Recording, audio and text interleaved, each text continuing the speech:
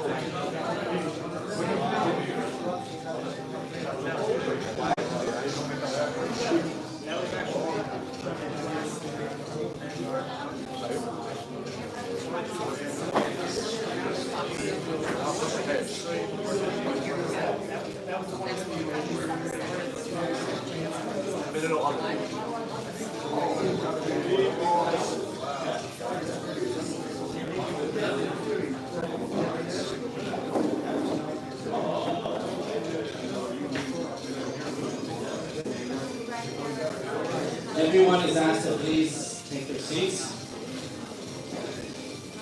Let us start short.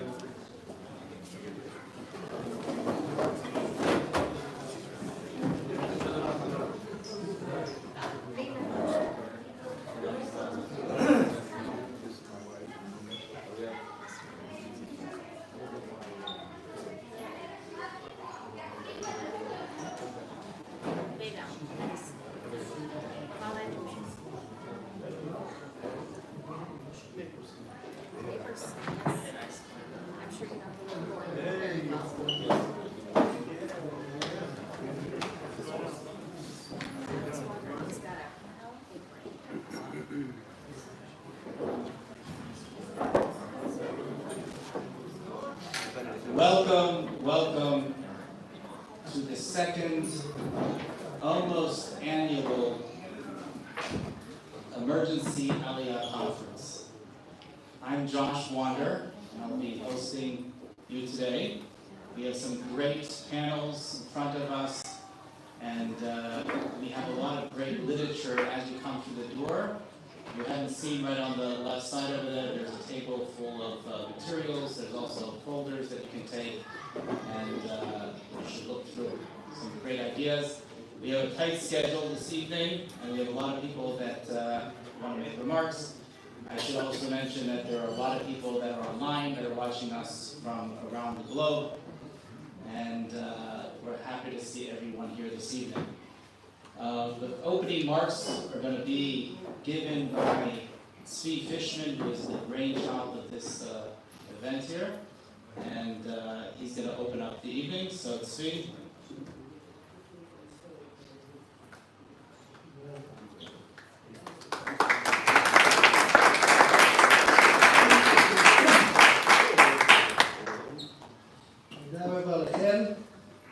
I'd like to start with the prayer that we say on Tuesdays and Thursdays after we read the Torah.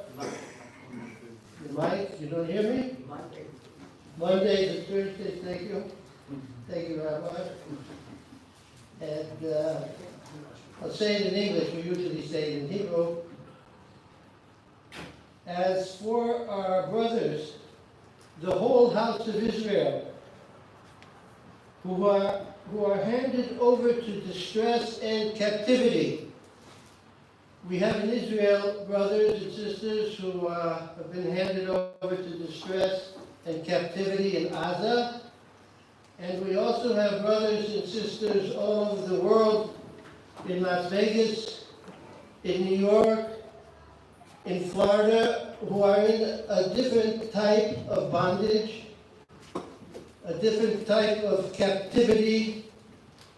They're hostages in a different way, but they are hostages all the same. So I'm praying also for them.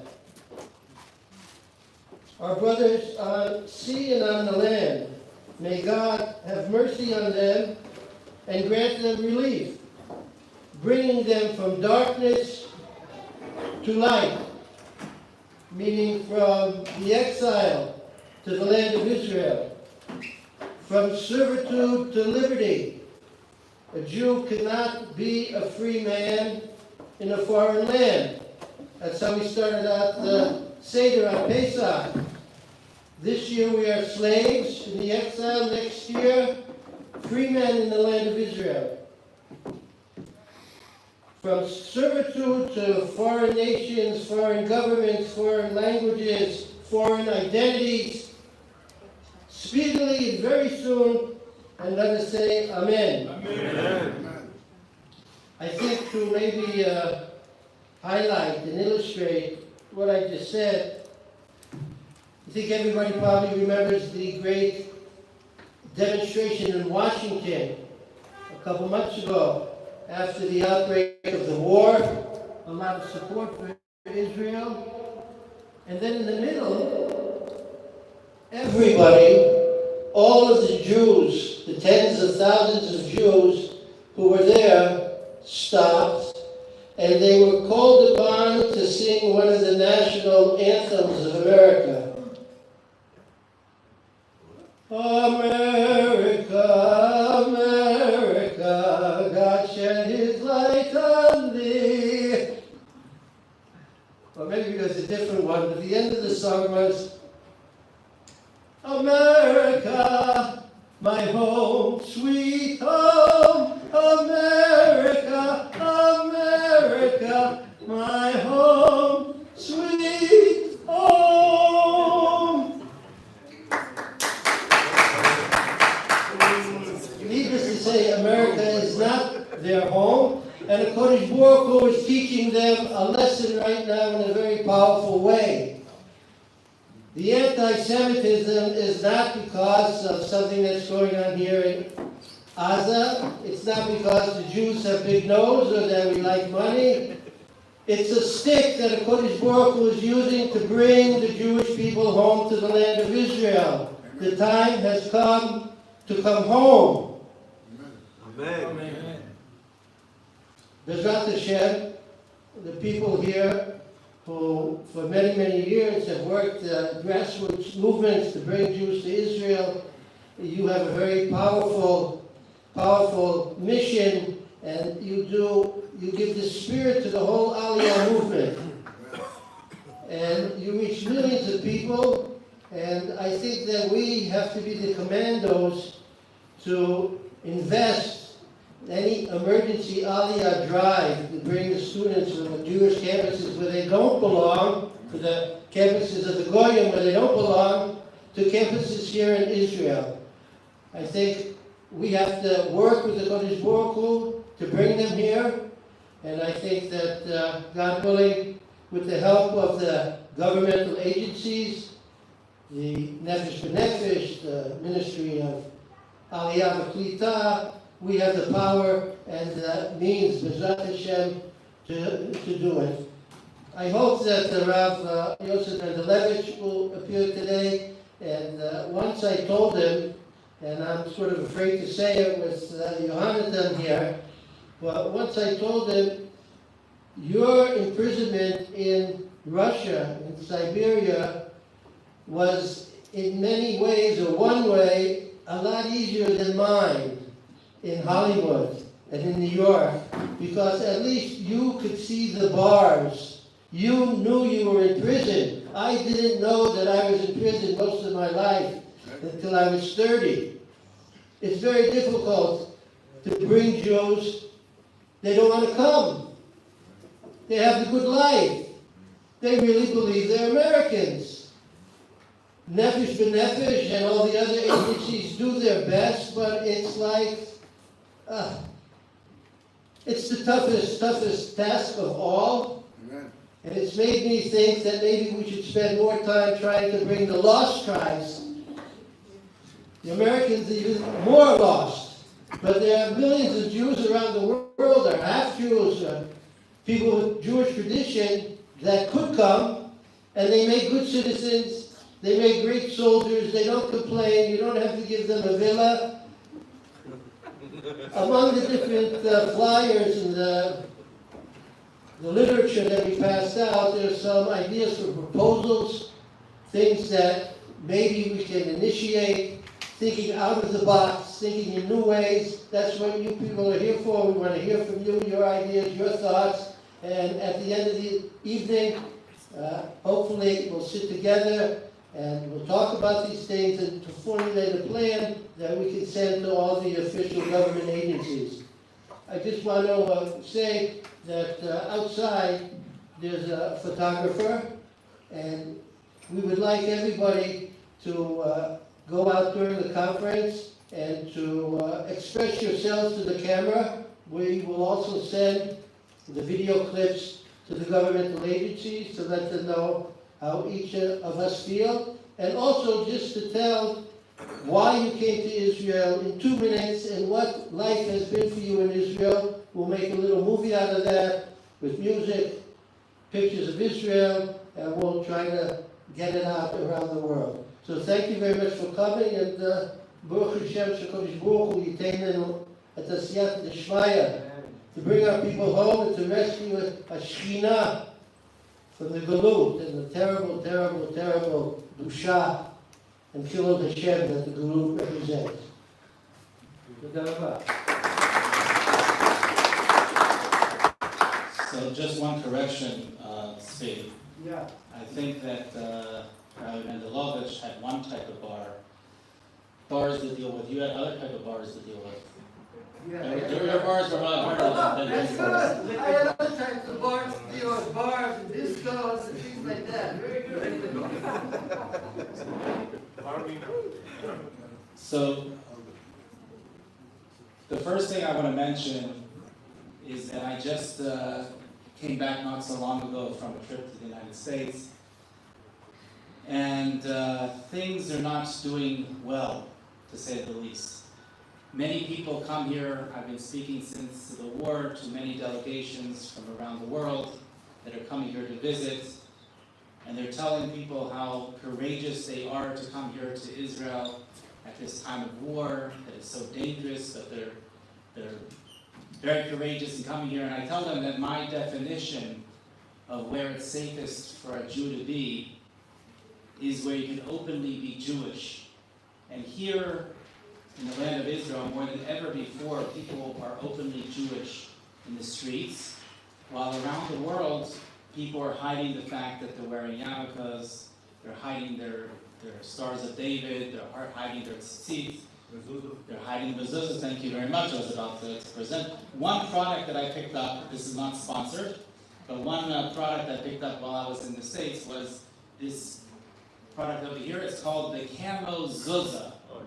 The Camo Zuzah is a cover for your mezuzah. It has a little blinking red light. And the purpose of this is in order to hide the fact that you're Jewish, so you can put this over your mezuzah, the Camo Zuzah.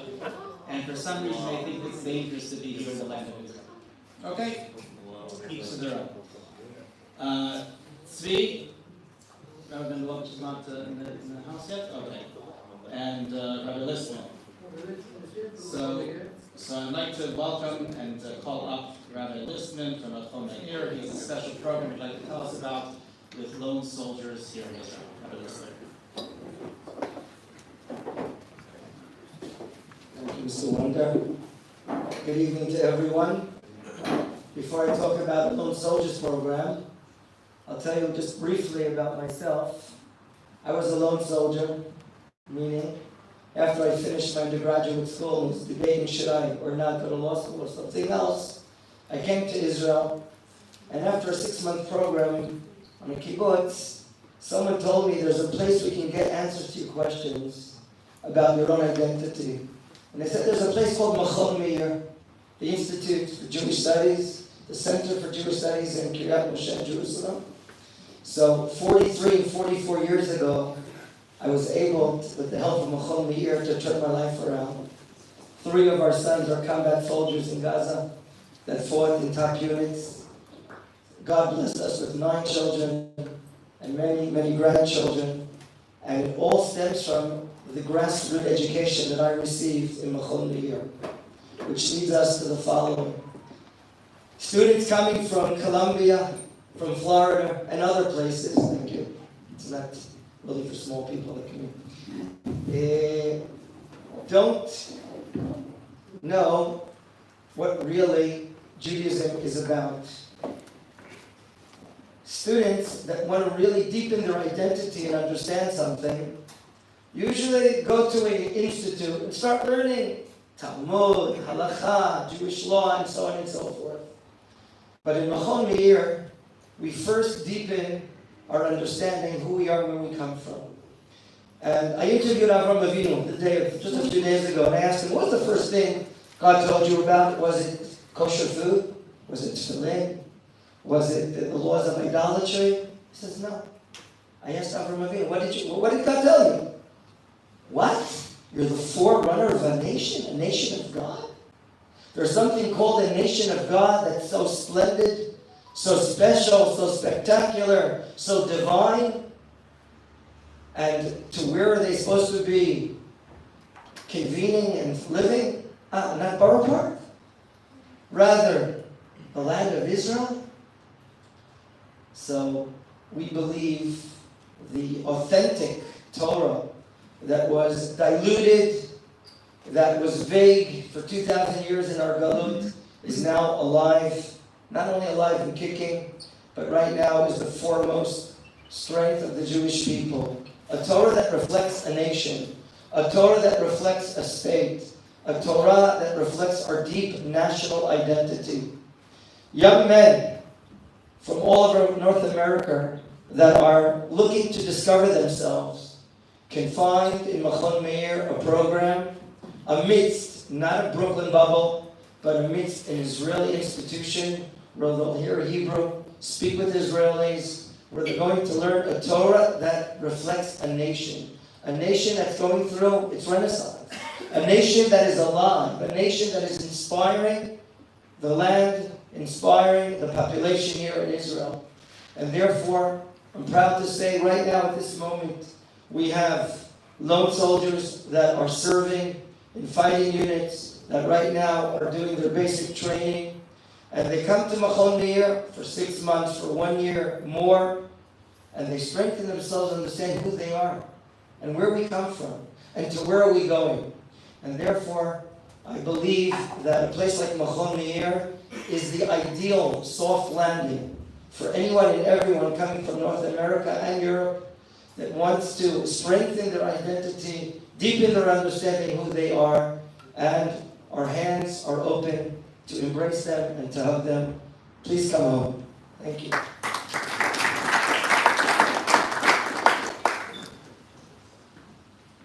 Okay, thank you very much, Rabbi Listman. I want to mention also that we're going to give an opportunity to all those people besides what Steve mentioned on the outside, where we're taking these short clip videos. We also want to give an opportunity to everyone to express their views. So after our different panels and after our different speakers, we're going to give the microphone out to the audience, and they will be able to spend a few minutes asking questions or expressing their positions. Next, we're going to have a special panel. The panel is very apropos to what's going on, we know, today on the United States college campuses. The panel is entitled Crisis on College Campuses, and it is going to be moderated by Rabbi Yehuda Cohen, right? Yeah. Okay.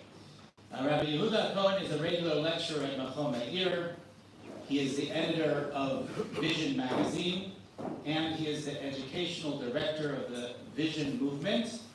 We're going to ask him to introduce his different panelists. We have to go see the movie before the terrorists get worse. You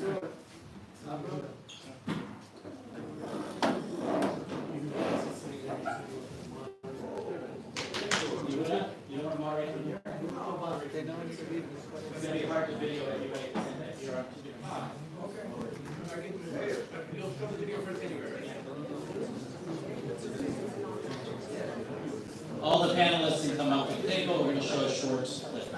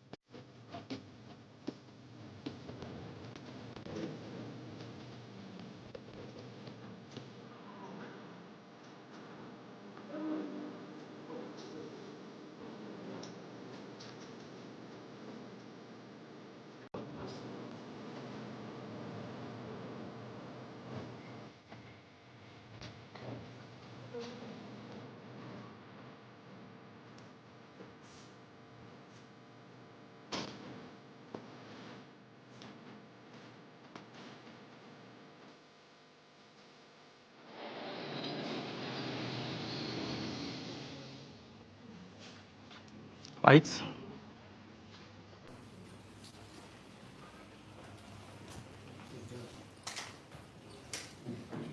No, that's fine. Whatever you want. They should be on.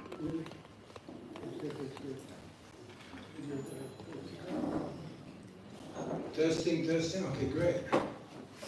How's everybody doing? Great. All right, everyone wishing Aliyah already? Didn't have to. All right. I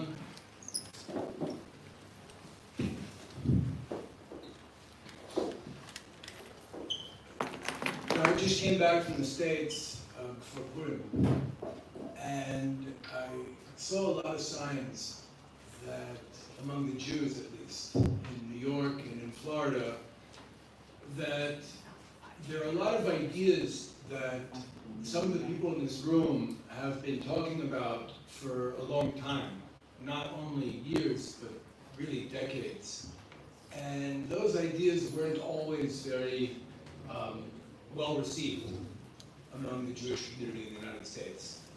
But I think today they really are. I think a lot of the ideas that we've been talking about for a long time here are now becoming much more obvious, not just acceptable, but obvious to a lot of the American Jews. The problem is we're not in a position to lead.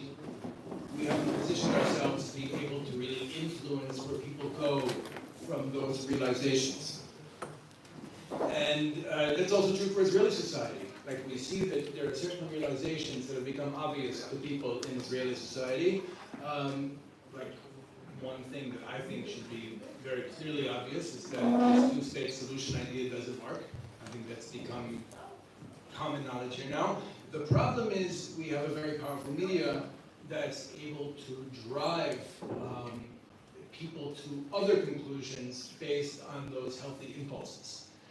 So last time this conference was organized, and the organizers were gracious enough to let me speak for a few minutes, the message that I put forward was basically that Aliyah, you can't increase Aliyah by telling people to make Aliyah, or showing yeshiva students in Brooklyn or Monty the sources and we have lots of sources, but showing them the sources where they have an obligation, a Torah obligation to make Aliyah, that usually doesn't increase Aliyah, and even offering them, a more generous or attractive sal klita, like an absorption basket, when they make Aliyah, doesn't often increase Aliyah.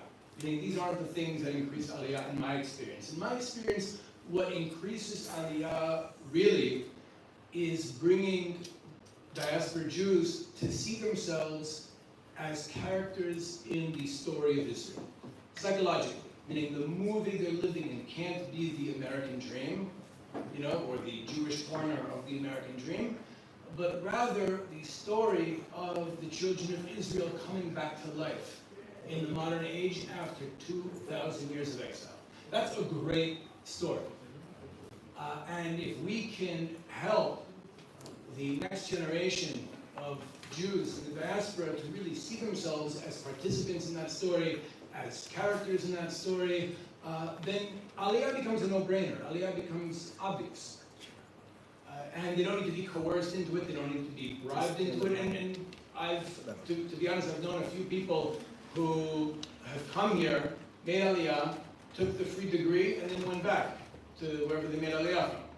Meaning that the gifts, the absorption basket, the sources, that's not what really creates Aliyah. What creates Aliyah is bringing more Jews to see themselves as active participants, to want to be part of the story, right? To want to be a part of the story. And I am sorry to say that it would be one thing if we just failed to share that story. If the institutions responsible for educating our youth in the diaspora merely failed to help them see themselves as characters in that story, that would be one thing, and that would be bad, but it's worse.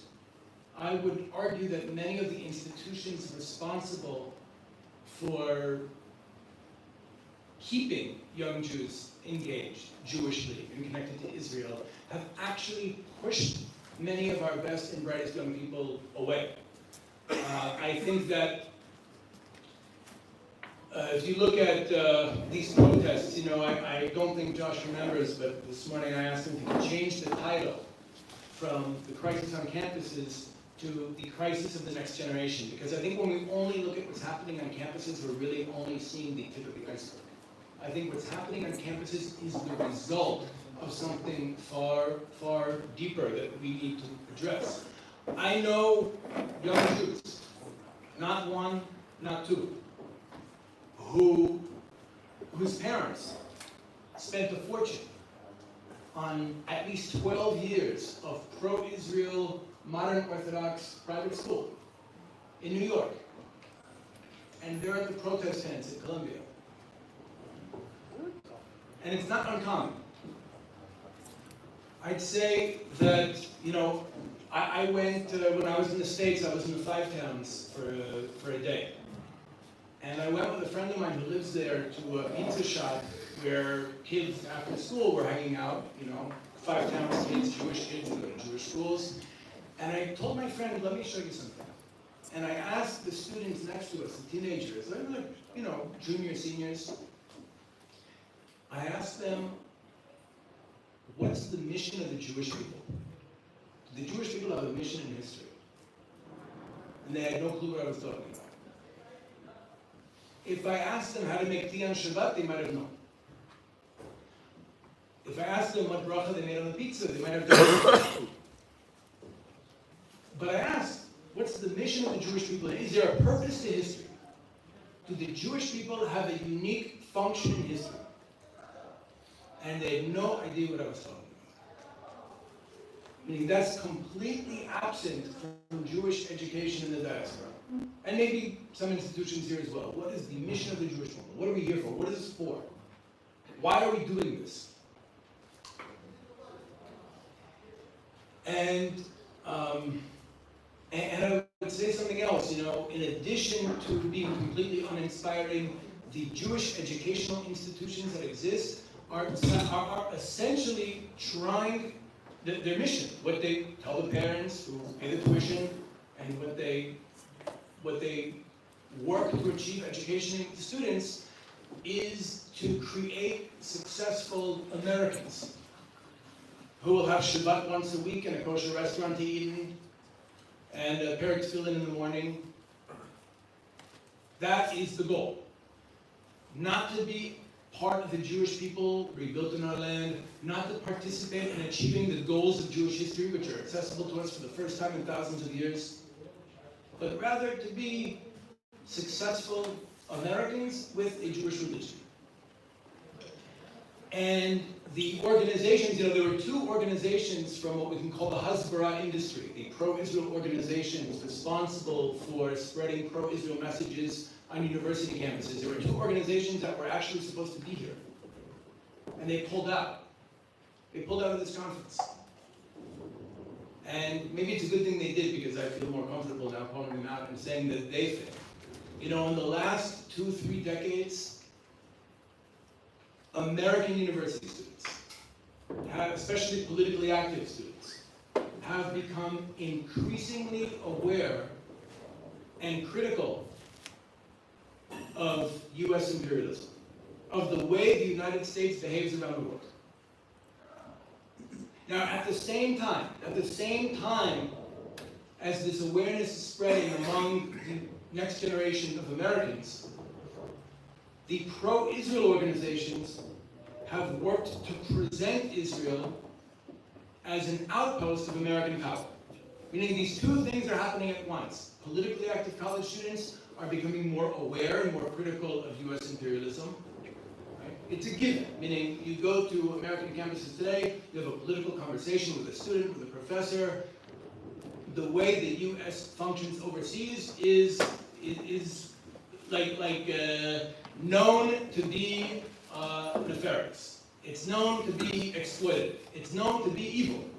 And at the same time, all of the organizations responsible for promoting Israel on campuses, making people pro-Israel, are presenting Israel as part of that, as an appendage to that, as an outpost of Western power in an otherwise savage region.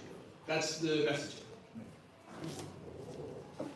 And question might be, we could ask why. I think that one of the reasons might be that the donors to a lot of these organizations, they themselves don't want to struggle with questions of dual loyalty. It's very important that they can feel American and pro-Israel and American and pro-Israel and American and pro-Israel and not have to choose.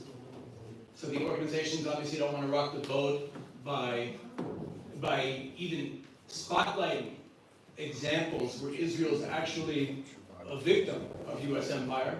I mean, the disengagement from Gaza comes to mind, but even the Biden administration's behavior right now is telling. That's one thing. Another thing is that until this whole campus thing even got on the radars of most of the decision makers here,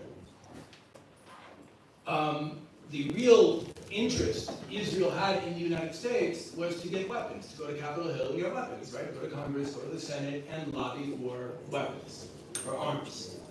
So when the Hasbara on campus began around 20-something years ago, they basically came with the same message. We're going to basically say what we say on Capitol Hill to university students. And that led to the complete alienation of all politically active college students from wanting anything to do with Israel. Israel is the bad guy. Israel is the villain, right? And when we look at what's happened, we've essentially, we've been fighting against the wrong thing. When we look at what's going on in university campuses, we're saying, well, the problem is where the next generation has gone politically. right? They become anti-Israel, they become anti-America, and we need to fix them, we need to change them, we need to stop this. But the truth is, maybe we're attacking the wrong thing. Maybe where American college students is with the goal actually very good and healthy and correct. The problem is how they see Israel, how we presented Israel to them.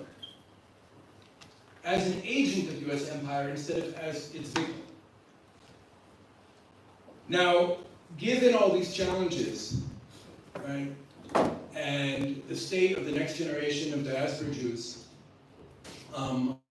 I'd like to invite my distinguished panelists, starting with Geula Oz.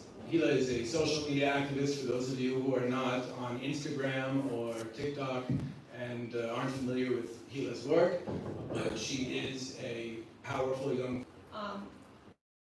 that is Yishuv Ba'aretz, that is living in Eretz Yisrael, that is our connection to Israel, because I think it's a huge issue, not even just in the modern Orthodox world, but even, super Hasidish, yeshivish, like very, very, very religious Jews are able to ignore this core tenet of our identity. And I think that the fact that Passover just ended, I think it's relevant to talk about how most of the Jews did not leave Mitzrayim, right? We learned that about 4/5 of the Jews died in Egypt during the Plague of Darkness. And then you have the generation that was in the Midbar, and they all died off, and only their children were able to enter the land of Israel. And I guess the question that I have is, what was different about these Jews? We know about the Jews who left Israel that they were also on the 49th level of impurity. Like, they were not the best. And my prediction is that these Jews who stayed behind distanced themselves with the national identity and the national mission of Israel.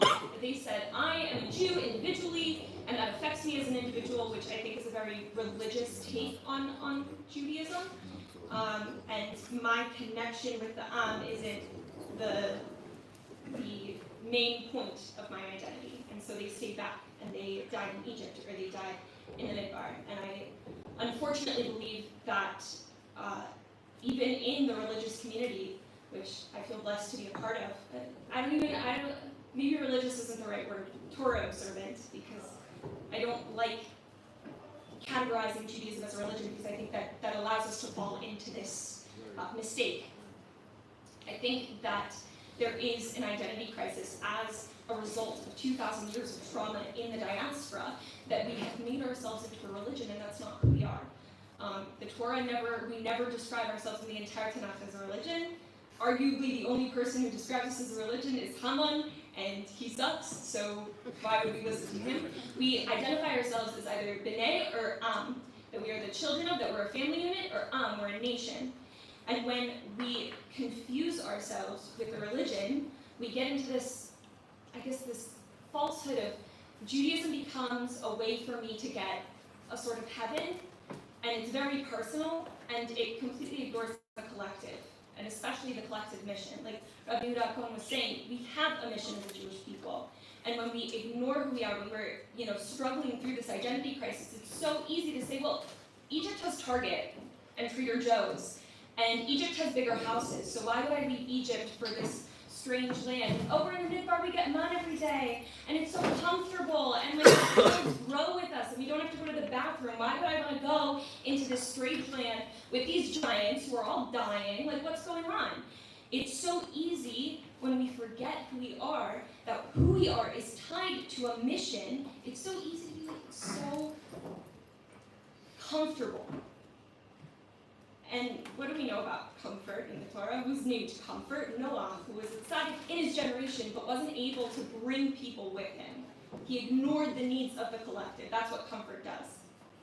So, I think there are many reasons, aside from that Torah Jews don't move. Obviously, I believe that there are individual reasons for a Jew to stay in Chutz La'aretz, mainly to bring other Jews to Eretz Yisrael, to take care of a Geula, until they can move to Israel.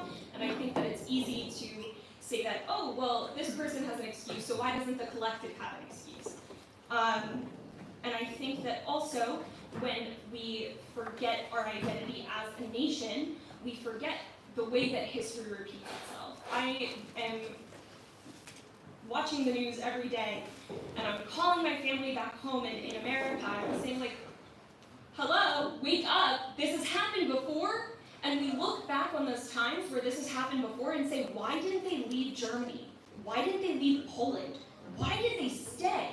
There were people offering them a way to get to the mandate. My great-grandfather, Yehuda Arazi being one of them, who was smuggling Jews into the mandate. There were ways to get out. Why didn't they leave? It's because they were comfortable. And when you associate yourself with a religion, why would this national story have anything to do with you? Why would the fact that history repeats itself have any bearing on you? So, and I think another thing is that in a lot of collections of the 613 mitzvot, Yeshiva Aretz is not listed. But neither is belief in Hashem or studying Torah. This is a hexer mitzvah. This is why so many mitzvot cannot be done outside of the land of Israel. Just like no mitzvah can be complete without believing that Hashem exists. Obviously, we're supposed to live in Israel. And yes, there was an excuse. We were exiled. So of course we weren't here for a while because we had no means to come back. But now we can come back. And I think it's almost insulting to our forefathers that we don't. Thank you. I want to end with a mashal that one of my rabbis I went to Nefesh B'Nefesh, which is a seminary here in Jerusalem. One of my rabbis there, Rabbi Marcus, who is by no means like a very Zionistic rabbi, but I think this is such an important mashal. Because he said that when we were sent into exile, it was as if we were a child misbehaving at the kitchen table who was told by his father, go to your room. The point of being sent to your room is not to stay in your room. Yeah, you might have some fun games there, or a nice book.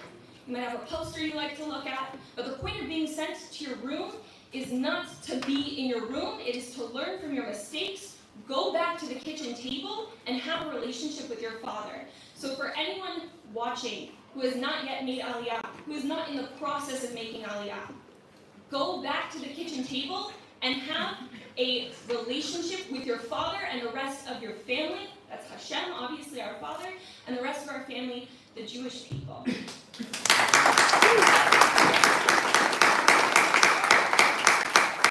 Thank you, Hila. That's such an important component to this. What is wrong with Jewish identity in the diaspora? And Rav Tzvi alluded to this earlier when he spoke about that big rally. According to the American Jews, who was really considered in the tent at this moment that the Jewish people were under attack are those who came to Washington. There were people who were Eretz Yisrael Shlema people, there were people with kippot, people without kippot, there were two-staters, there were even J-students there. But if you wanted to be considered in the tent, you came to that March on Washington. And as Rav Tzvi said, the March on Washington featured not only American flags, but even the American anthem. It's a question of identity, it's confusion over identity. And with that, I'd like to introduce Aryeh Shapiro. Aryeh Shapiro is an avrech at Machon Meir and an organizer with the Vision movement, a frequent writer at Vision magazine. He finished his undergrad at Georgetown University, a very politically involved campus, and is now living just between Yerushalayim and Beirut. He wants us to give out exactly where he lives. So I think one of the things that we miss when we focus on what's going on campuses today, and are Jewish students safe on campuses today, is that the college campus of today is not a microcosm of America today. It's a microcosm of America 20 years from now. What's happening on American campuses today will be the political reality of the whole country down the road. 2 years from now. 1 year from now. And I think in order to understand that reality, we really need to break what's going on in these campuses into two groups. We can call them the establishment and the activists. The administration and the politically active radicals that are in these tents, that are occupying these buildings, that are actively making Jewish students feel unsafe. I think, first and foremost, we need to understand the establishment, where the campuses are today, which is really closer to a microcosm of where the whole country is today, especially the political establishment. Obviously, Yonatan and Ariel here can talk much more deeply and extensively about the political reality American halls of power today. But I think it's really important to, bekitzer, break down the US interests in the region and understand where Jews on these campuses and in these halls of power are active and find a place.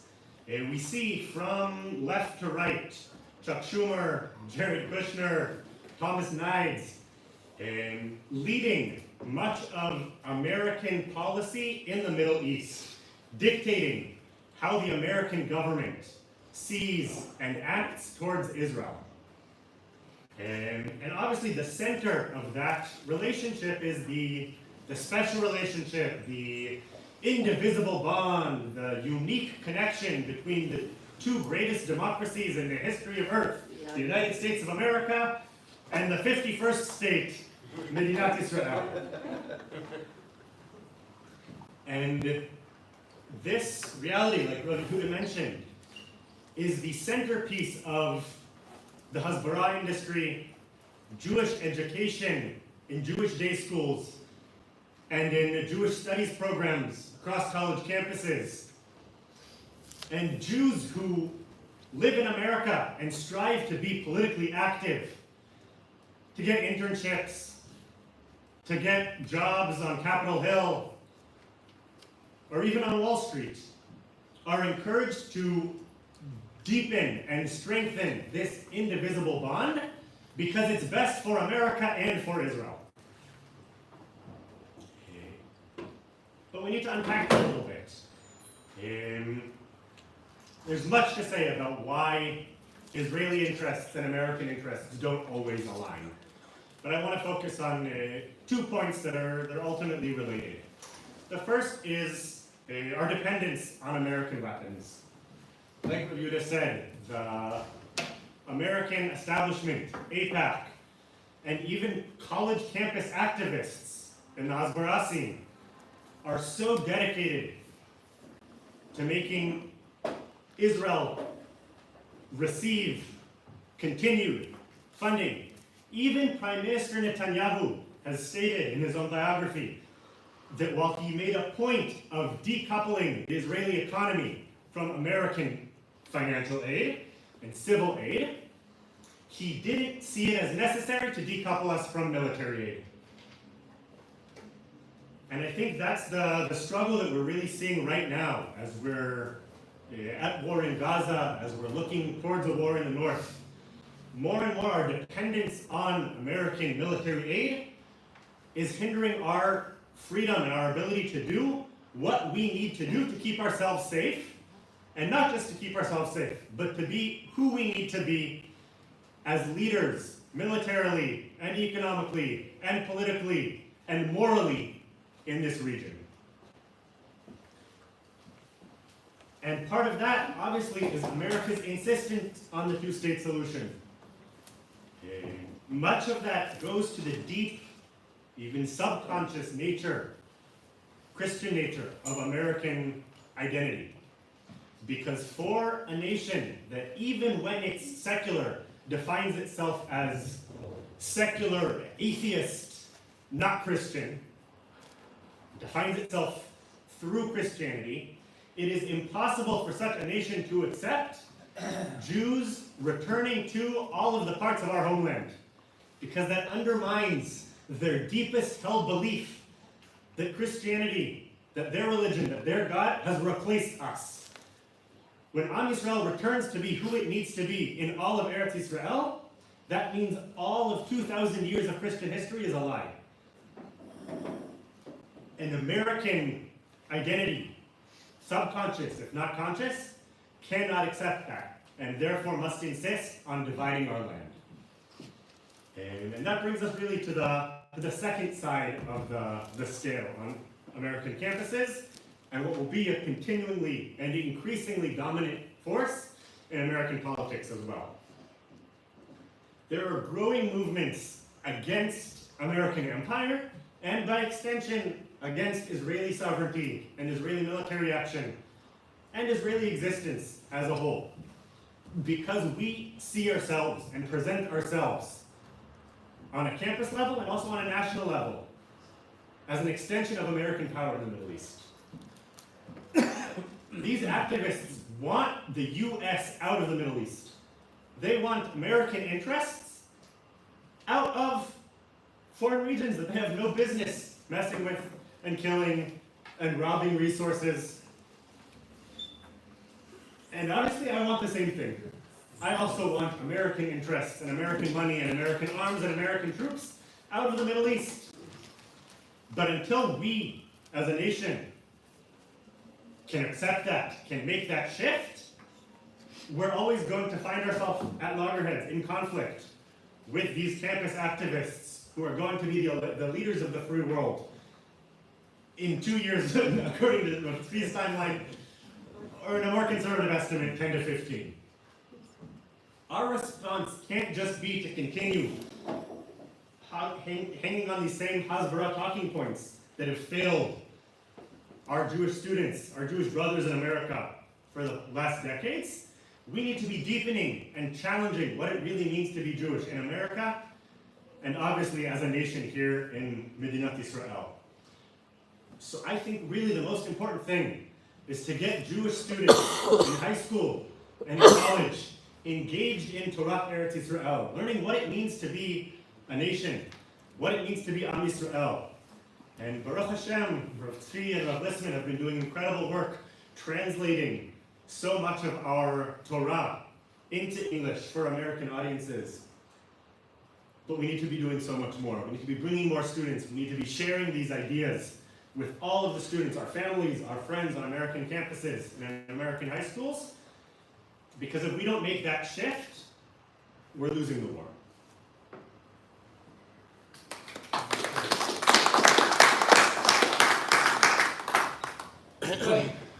We've been fighting the wrong fight. We look at the direction of the young generation, and we think that their awareness of the moral corruption of the Fourth Empire is something we should fight against. But the truth is, it's a good thing. It's good that the youth of the United States is aware that the empire of Esav is morally corrupt.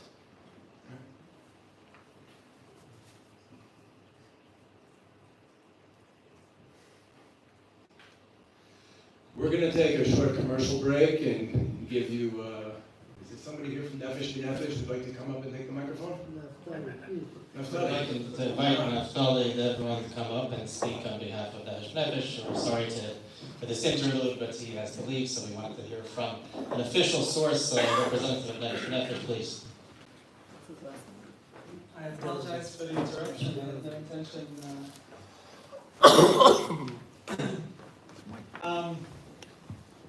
It's my first time at this conference and with this Kahal Kadosh. It was exciting to me to see the room slowly fill up as someone who made Aliyah as a child. My parents made Aliyah with me and my older brother from Los Angeles 40 years ago. And it's exciting as someone who, since I was a teenager, I've been active in different Aliyah initiatives, to see that I'm not the only one who's still plugging, who is still singing this song, and here there are a whole bunch of people in the room and online harmonizing along with me and with the organization that I represent, Nefesh B'Nefesh, encouraging Jews to make Aliyah. For those of you who are not familiar, Nefesh B'Nefesh has been around for 20 years now, just over 20 years. Initially, we were I guess we could call it a boutique Aliyah organization, intended to support, additionally on top of what the government and the Jewish Agency offered, support Aliyah from North America. And from 2008, Nefesh B'Nefesh was appointed by the state of Israel to be the Zera Bitzuit, to be the extension as a non-profit organization, but the operational extended hand extension of Aliyah from North America. And in this time, over 2 decades, we've helped over 80,000 Olim arrived from the United States and Canada. And I think that one of the very proud achievements that we can boast as an organization and as a society in Israel is that the retention rate of those Olim is officially by the government checked at 90%. When I made Aliyah in the early 80s, I think the statistic was that between 40 to 50% of Olim from the United States returned within a few years to the United States. So it's something that we can all be proud of, that our communities have learned to embrace Olim, and that life in Israel has improved, quality of life has improved, and opportunities have opened up that allow not only for North America, but that's what I'm here to speak about, to stay in Israel, not just to arrive in Israel, but to stay in Israel as well. It is daunting to stand before, and I've been at many events in the United States. You and I, Yehuda, may have been on the same flight. I also came back right before Purim. So, I've been to many events in the United States and spoken and met many potential Olim. And it's daunting to try to represent Aliyah, something I believe in passionately, and that our organization believes in passionately. And to answer sometimes questions. I was once in Lakewood, and someone, has anyone here been to Lakewood? Have you seen Lakewood? What Lakewood has to offer? I'm Dafka taking an example from Lakewood. I wouldn't step foot in Lakewood. I was paid to go.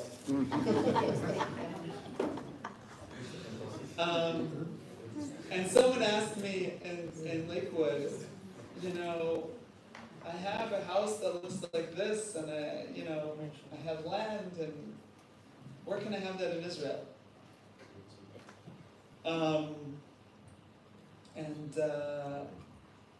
I said, I don't know. There are places you can have that. I'm not sure you're going to choose to live there, moving from Lakewood.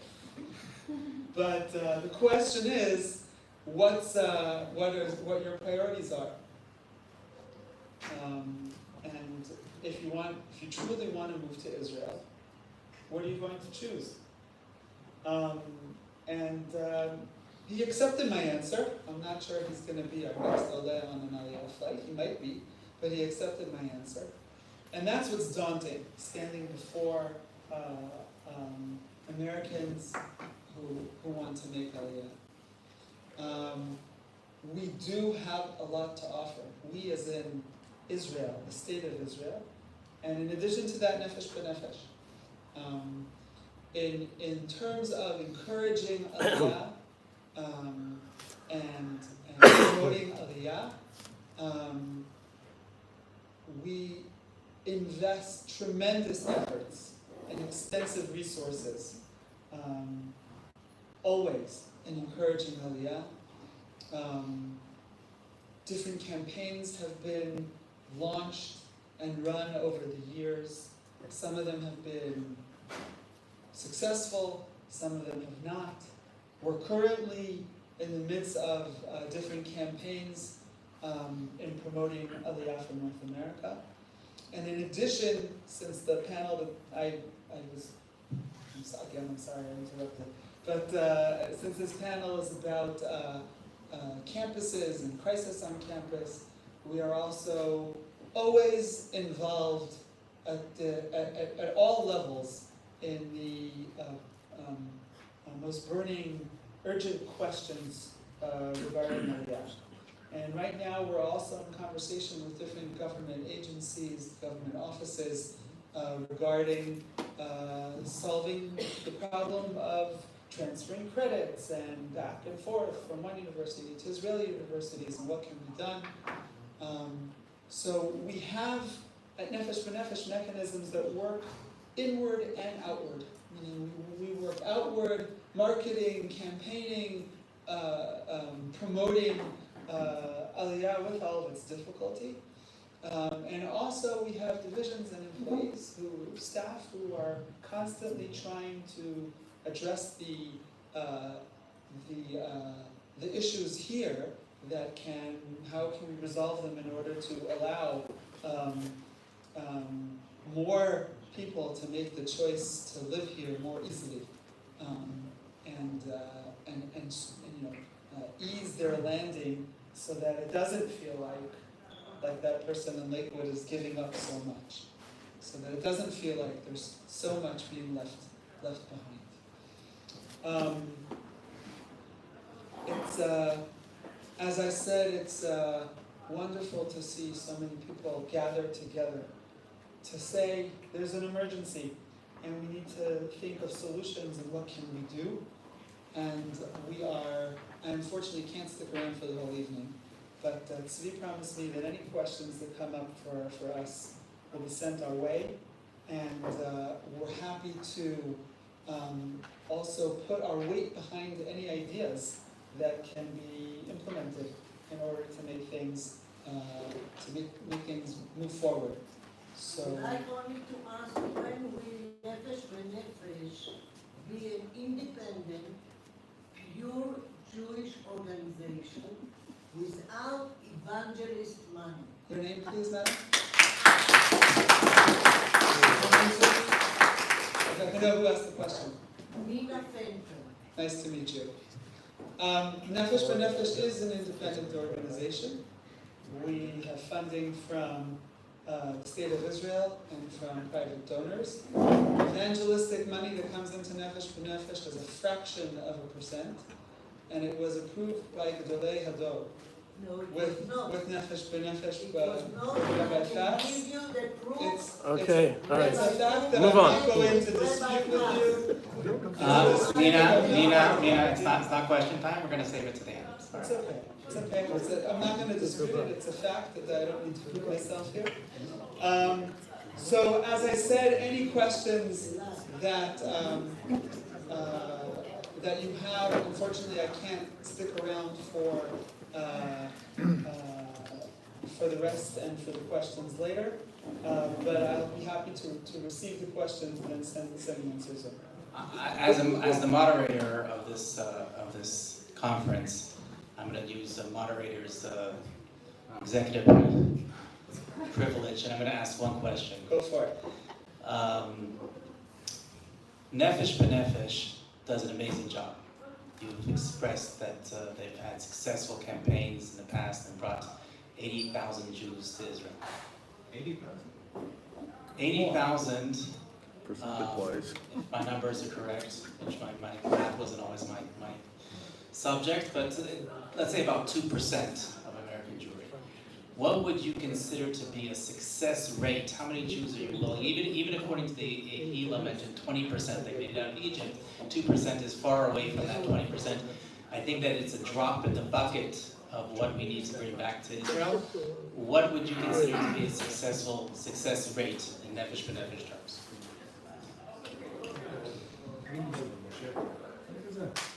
What? So you can't do better than Moshe, 20%.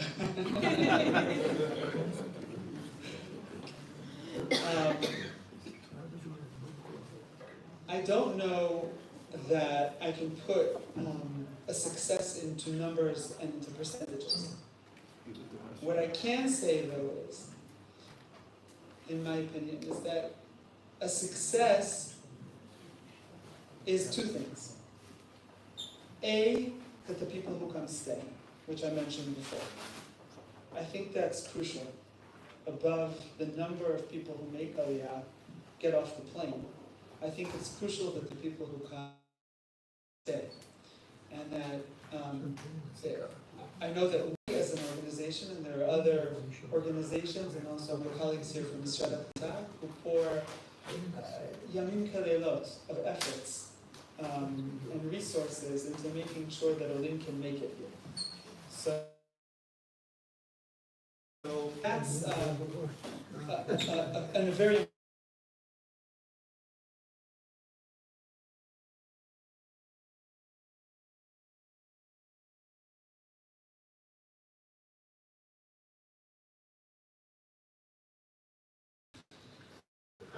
The other thing is to assist those who want to come. And that's another important measure of success. Being able to follow trends and interests, and I didn't get to mention, but I think anecdotally you all know that there's a tremendous rise in interest in Aliyah. So it's backed by statistics and numbers as well. The last quarter of since the war, basically, since October, we're in a rise of about 80% compared to previous years of interest in Aliyah. So our efforts are focused on turning that interest into actual Olim who arrive, and to making sure that our system is set up in order to facilitate and assist those Olim, along with our partners in Misrad HaKlita and the Jewish Agency. So those are efforts, and I can tell you we work very, very closely, those three entities, Nefesh B'Nefesh, Misrad HaKlita, and the Jewish Agency. And I think that other than talking about how many, it's about what we can do for those who actually are interested and those who are not. I hope that you get some information and some ideas from this group, because I think I can speak on behalf of many people that are here that were solely disappointed with the efforts that have been made until now by not only Nefesh B'Nefesh, but the Jewish Agency and other organizations. This is not meant to put you on the hot seat, Okay. but we believe that, and it's called an emergency conference because we believe it is an emergency, and that the time, this window of opportunity is closing, and we need to get the Jews here as quickly. I believe personally that the government of Israel is very, very not, perhaps not aware, and definitely not willing or able to facilitate the waves of mass aliyah that we're about to come up with, that are about to confront us. And, and I hope that you have a plan for that, because it's happening, and it's going to happen quicker than we think. Thank you for bringing up that concern, and definitely, again, I can't stick around to hear everything, but please send us the ideas, and we're very much open to consider them and push them forward as much as we can.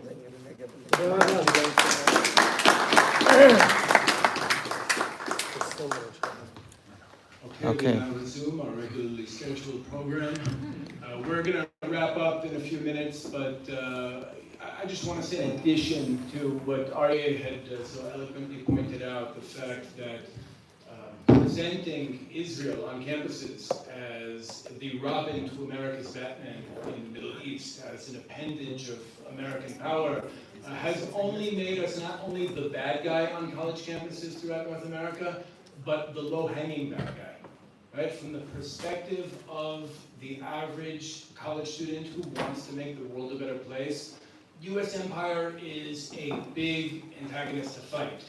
Israel looks easier, right? Israel looks like it's within reach, we can destroy it, chas v'shalom, and there's as I mentioned before, I'm not going to say a lot, but there's a sizable proportion of anti-Israel protesters on these campuses right now who went through 12 years of very expensive pro-Israel modern Orthodox education. I would say that the Jewish educational system in North America is losing our best and brightest. And to elaborate more on that, I'd like to invite Shai Reif to speak. Shai was a student organizer with the Vision Movement at York University, which is one of the most problematic campuses when it comes to Israel-type stuff, really right up there with places like Columbia and Berkeley. And not only was Shai successful first of all, Shai did Aliyah after graduating from New York. Not only was Shai successful at spreading real deep messages of Jewish identity, Shai was successful at reaching out to the students who are considered unreachable to the Hasbara industry, those who actually want to make the world a better place and see the state of Israel as an obstacle to that. In fact, I can attest to this because when Shai was a student on campus, he organized for me to speak on campus to a group called SAYA, the Students Against Israel Apartheid. That was the organization that brought me to speak because of Shai's diplomatic work on campus. So he's good at this, and I want to give him the floor. Okay, I'm going to try not to be too long because I understand we're a little pressed for time. Okay. So when I went to York University, we saw the warning signs. What we're seeing today at Columbia and all these different universities didn't start 6 months ago, didn't start this week, but was actually something that we were trying to tell the world about for years already. What I found at York, though, is that the responsibility for Israel's poor image lies at our feet, and that the story that we were telling, was one that was being scoffed at, and one that was very it was honestly embarrassing, and that's led to this discourse of an I was not told discourse. I don't know if anyone's ever heard of the Jews now who are saying, I was not told about this and that, I was not told about this policy against Palestinians, whatever sort of things that you hear. You never told me. You never told me, right? You never told me. Whether it be about policies directed at non-Jewish populations, or whether it be about the family of Israel itself. And even though it's threatening on the surface, I actually think that when you take a deeper look at it, it's something that's actually really true and is emblematic of the failure of Jewish education. Because when I came to yeshiva here, I can safely say that I also was not told. I wasn't told. I was told that we were a religion, that our identity was a religion, and that we could be good Americans. I'm Canadian, but we could be good Canadians, and that our values were fluid, and whatever our host society was, we could adapt to those values because we were this religion called Judaism. And when we take those principles, especially in North America, and we bring it to college campuses, it often we often sound very shallow. We'll say things like, we should exist because we're this bastion of Western civilization in the Middle East, right? Or that we invented cherry tomatoes. And these reasons actually, not only are they ineffective in convincing any of tomorrow's political leaders, or in 2 years political leaders, but they also not only do they legitimize the core charges against us, but they also turn off our best and brightest Jews. And so, in order to strip away these layers of what we call in the vision movement colonization, the colonization of Jewish identity, and to actualize our identity, I actually think that would be something that would help us reach Jews and help us actualize our identity in a way that's more in line with our prophets and sages and our history. To recognize that Western values and the Western identity isn't inherently our own. I think we'll create a generation of stronger Jews and radically change the dynamics on campus. It is a scary prospect because it will involve confronting our past and acknowledging some of the mistakes that we've made, and it will also we can actually celebrate our heroes for who they were and not just whitewashed versions of them.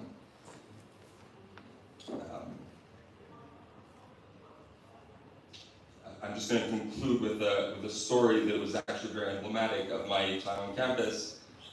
When I was passing a table where there was a conversation between a Hasbara activist who was taking her organization and a Palestinian who came to antagonize her. And they were arguing on every detail. She was talking about USBs and he was talking about settler colonialism, and they were talking totally different languages right past each other. And when I showed up and I spoke to the Palestinian, and I laid down the Jewish story, a strong story, a story of the Maccabim, a story of Rabbi Akiva, and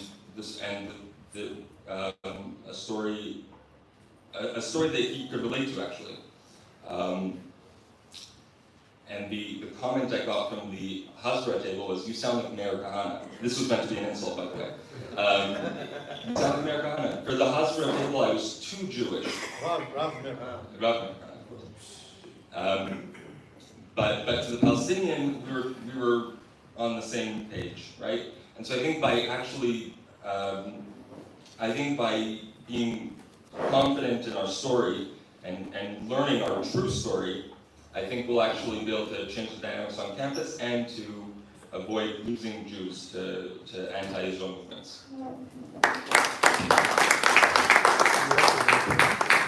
But for those who don't know, one of the hashtags, one of the slogans of the Jewish left, the anti-Israel Jewish left in America right now, is "You never told me," right? Like meaning, I went to Hebrew school, I went to Jewish state school, you never told me about the Nakba, you never told me about the apartheid, you never told me about settler colonialism. And the truth is, they were never told about our real story. Meaning, when you look at the Hasbara industry, when you look at Jewish diaspora education, the Israel education they're given is the Israel of the people in this country who are afraid when we win elections.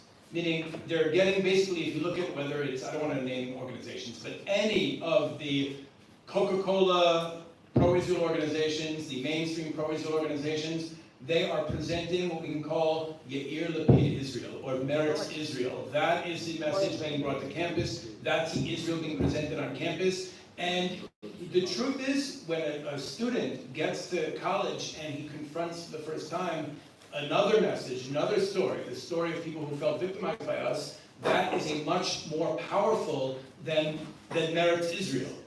And the tragedy is all of the Hasbara organizations are so afraid to present our real story, but our real story is actually the deep, powerful story that could successfully compete with the other stories out there. Now, last but not least, we have Yurin Weltzman. Yurin is an entrepreneur and activist online. Through her unique media platform, Women Transcend, Yurin inspires women across the world to become more connected to their feminine strength, to their Jewish identities, and to the soul of this land. Yurin, the microphone's yours. Thank you. Good evening, everyone. So I grew up in South Africa. My family is actually 6 generations Yerushalmi. In 1948, my grandmother, my great-grandmother, she smuggled the shofar into the Kotel in Yom Kippur, the last time that the shofar was blown, until 1967. And that story never inspired me because I actually didn't grow up on that story. I didn't grow up knowing my family's deep heritage and history and commitment and legacy that they had lived for and died for, coming from Germany, coming from other parts of the world, and eventually coming to Eretz Yisrael and building the Batei Machaseh in the Iratika.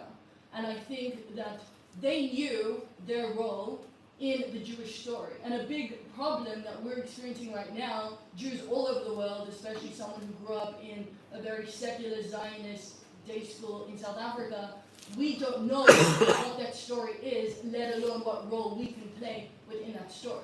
And I think that part of this new generation, since the 8th of October, everything, it's almost like a veil has been lifted over the reality, and everything is coming out. And people, if up until now they didn't know what it meant to be a Jew, if they didn't know what it meant to be a Torah Jew, if their identity was in question, now we've just added an extra layer to that equation, and that layer is Israel. What does Israel have to do with me? What is this country? All of a sudden I'm defending something that up until now I may not even have felt part of, I maybe never even visited. So now all of a sudden the Jewish equation of identity has become that much more complex, and up until now we haven't given students the education, the information all the experiences to really internalize that and live it on an experiential level. And I think that even though today there's so much information all over the world on social media, there's everyone out there giving messages and really trying to educate a new future online, but the problem is our schooling. Our problem is when a child goes into a Jewish day school and leaves 12 years later not knowing the full Chumash, not knowing the importance of the land of Israel, not knowing what it even means to be a Jew connected to God, to speak to God. That is when Aliyah is obviously not going to be an answer, because there isn't that bridge that is connecting them from day one to that eventual promised land and to that future. So I think that today when we're looking at young people all over the world, what are they looking for? What are they yearning for? Everyone is thirsty for spirituality. Everyone is thirsty for purpose, for identity. They're thirsty for Torah. They don't know it yet because they don't know that the Torah can actually provide that spiritual escape, that spiritual connection and escape. They don't know that we're living in a religion that is embodied, that is deep, that is meditative, that is spiritual, that is beautiful. And I think that a big part of the missing equation is, yes, we do need to be speaking about Torah Eretz Yisrael, but first, I think that the first thing that people want is Torah Nefesh. People want to be connected to themselves, and they don't want to look for New Age spirituality. They don't want to look in the East. They don't want to look at all these other religions and paths. They need to have an abode in their own home that allows them to connect to their deepest yearnings from a Torah perspective. But unfortunately, the Jewish education system right now all over the world, and secular day schools especially, does not provide that. Another thing, community. The biggest pandemic in the world right now is loneliness. People are lonely. Mental health is on the rise. How can we even leverage Jewish community as an antidote, as a medicine to that problem? We need to be looking at the current issues that are happening all over the world, and how can our Jewish values and Jewish community be a solution to that. And I think that looking forward into the future, it's not just about changing this narrative of victimhood, because no one wants to be part of this victim community of, oh, we're the Jews, they tried to kill us, we survived, now we have our land, we're apologetic for it, but at least we have a safe space to be. This victimhood narrative needs to change into one that is a story with a vision, a story with a future. I want Jewish warriors to be walking around campuses, to be walking around schools, people that see and understand the vision and the story for the Jewish people, and I think that that's what we need to educate for and to from a young age, and we need a lot of resources, we need vision, we need leaders, and Mizat Hashem, we'll get there. So in conclusion, we need a revolution in Jewish education. We need to focus on bringing Jews up to see themselves as active participants in their own people's story. The goal of life should not be to be a successful American or Canadian or South African or French person or British person with a Jewish religion, but rather a participant in rebuilding Hebrew civilization after 2,000 years of Galut. Thank you for having us. Thank you to Rabbi Cohen and all the panelists. I encourage everyone, we're going to take a short break for about 10-15 minutes now. I encourage everybody to go out to the videographer outside and do a short clip with your ideas, with your comments about Aliyah.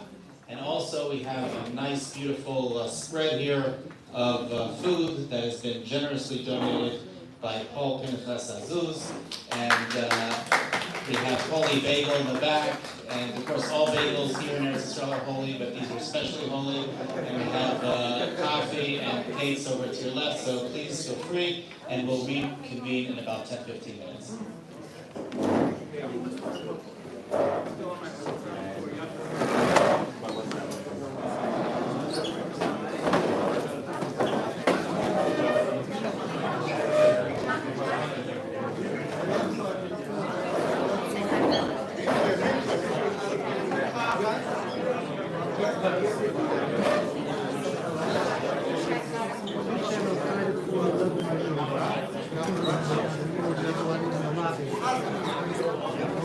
There is an attempt for those that have knocked out the minute cloud to create another minion out in the lobby.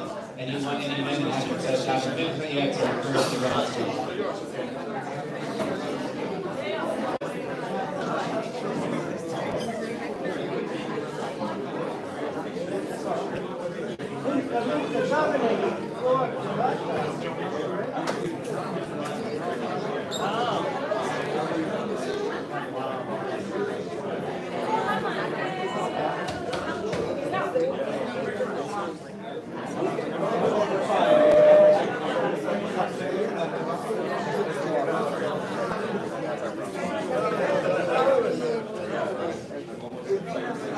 Anybody can help out with mincha before? מי לא יתפלל מנחה, עכשיו אחריי. מנחה פה בחוץ. מנחה.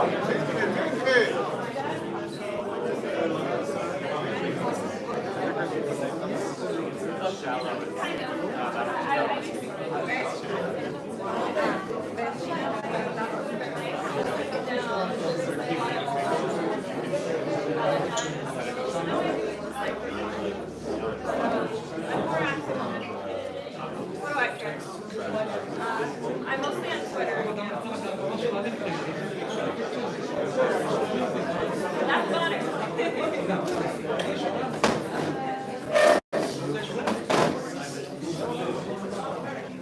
חסר 4 ל2 מיליארד.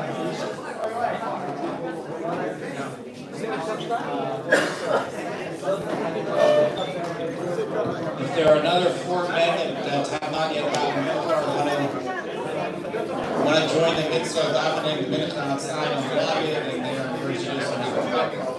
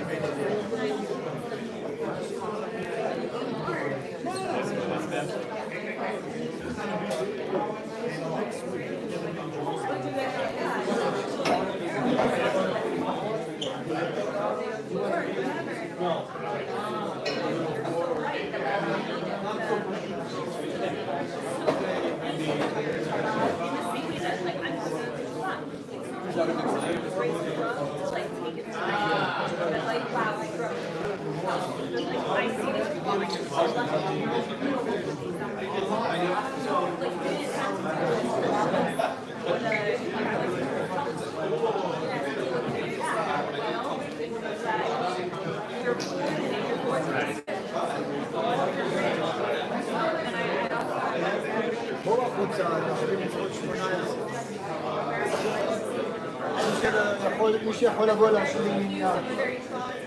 מי שיכול להשלים עניין. I know, but you don't need to re-engage.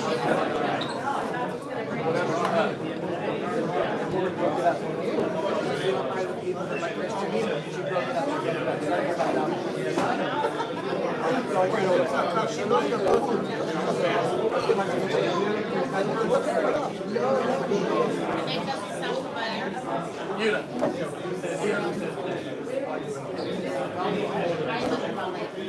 That's the reason. You're not going for the sake of everything. A little bit, but it's a nice thing. What do you guys think of the son of Hamas guy?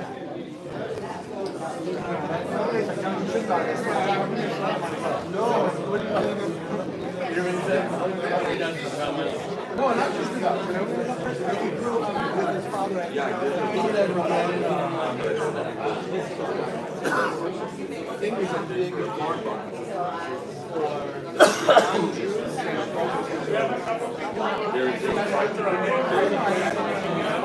I haven't heard about it. I know who he is. What he's saying is whatever Jews actually exist in the whole land. Against the two-state solution that the Christians God. You're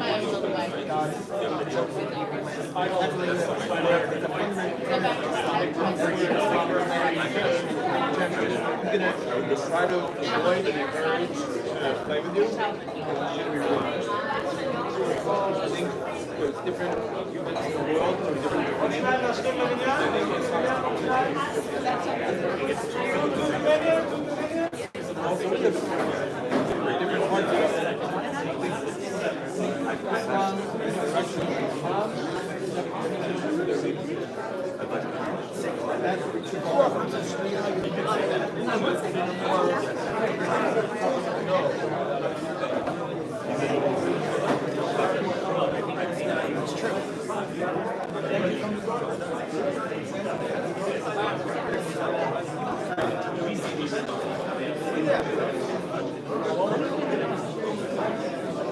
Did you see him? Yeah. We have the honor of hosting you in the most beautiful farm in Southeast Asia. Don't tell me it's nice, but our farm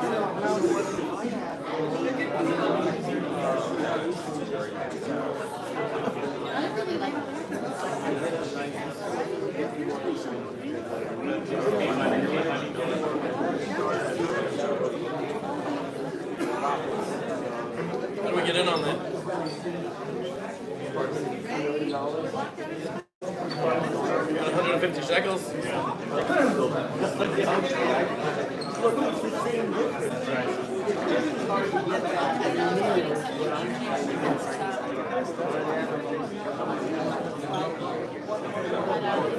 Are you actually actively trying to get investors? Because Jeremy and I are very...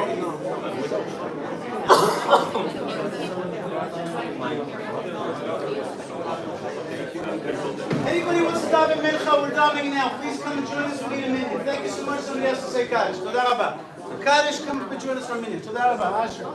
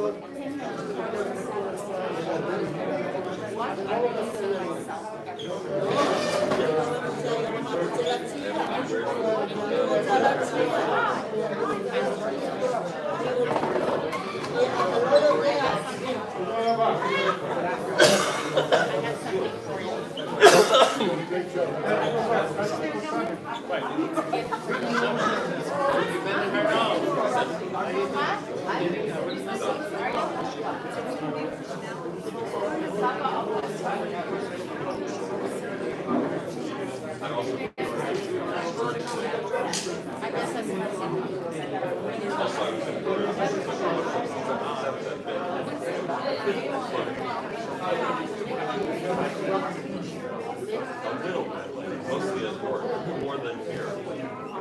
Everyone who likes it,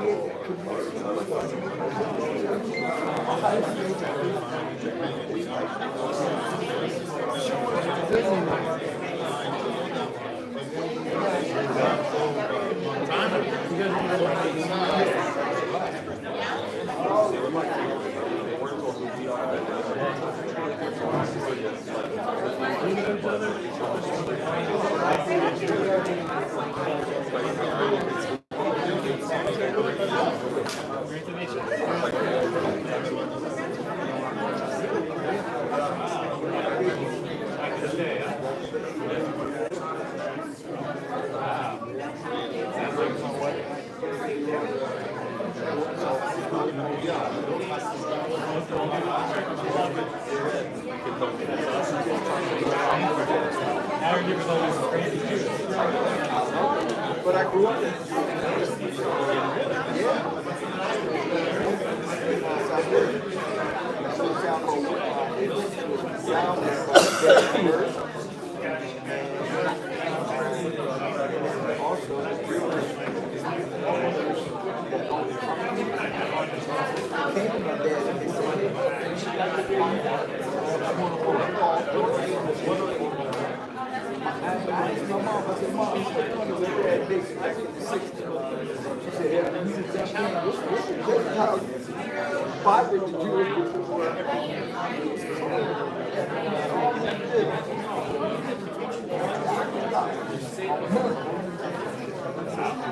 I mean, he bought all 5 of his kids. I mean, he bought my name is Charles. My mom was a motorhome. We instead of, the black water fountain, the white water fountain, we didn't deal with that because we were in the 30s.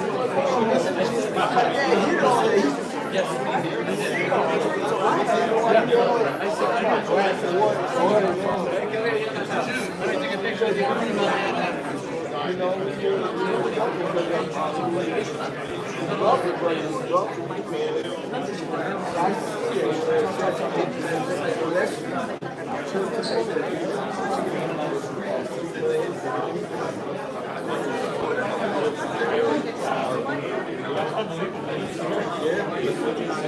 That was before you went out to the right.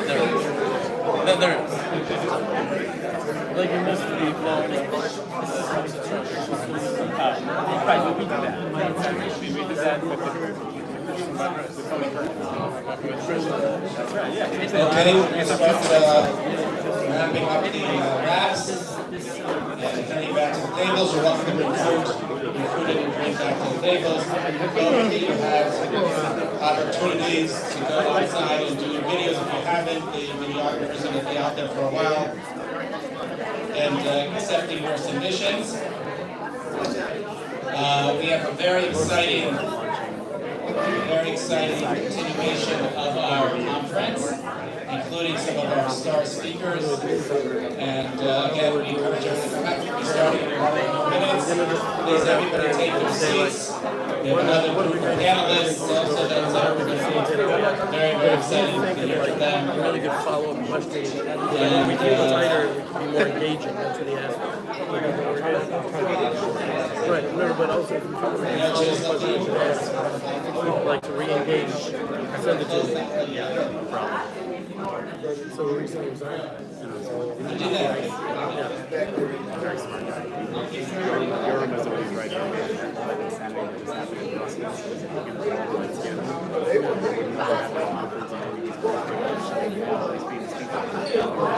Again, please take your seats. Bring your food with you. Feel free to eat it from the tables.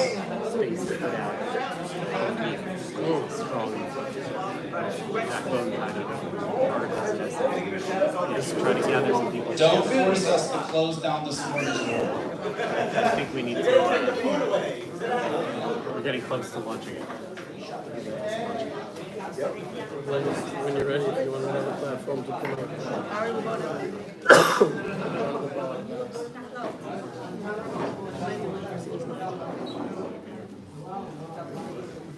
At all? Grab your food. Please take your seats. You're not eating?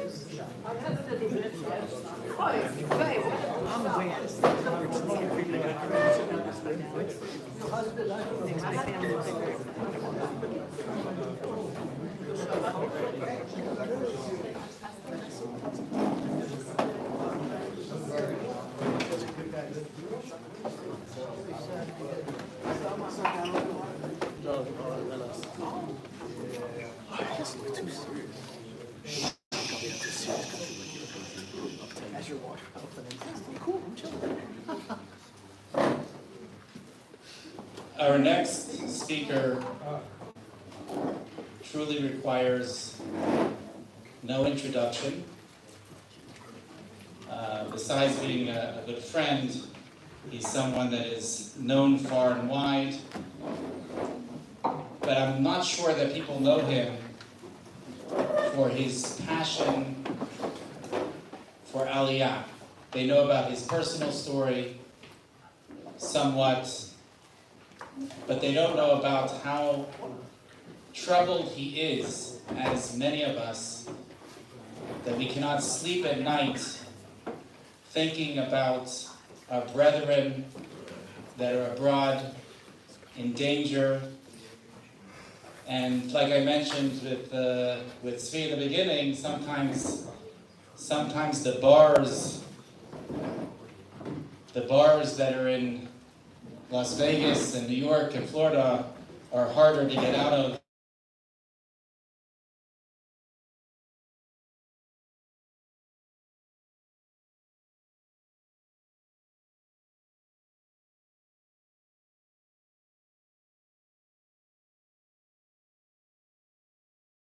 to undertake a very special. It was one that was unanticipated and actually involved quite a bit of personal danger, which is why I took my wife and 4 daughters with me, because I figured no matter what danger I was going to be in, the presence of 4 Israeli daughters and 1 British woman would definitely protect me.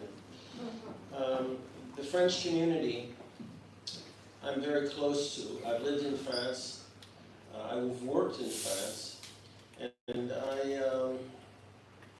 know the community well enough to understand what their problems are.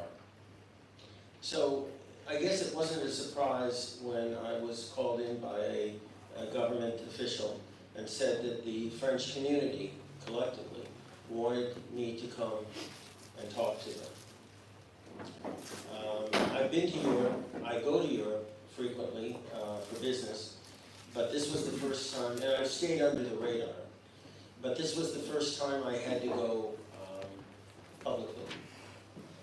And in a country like France, with 15% of the population is Muslim, it represented a problem.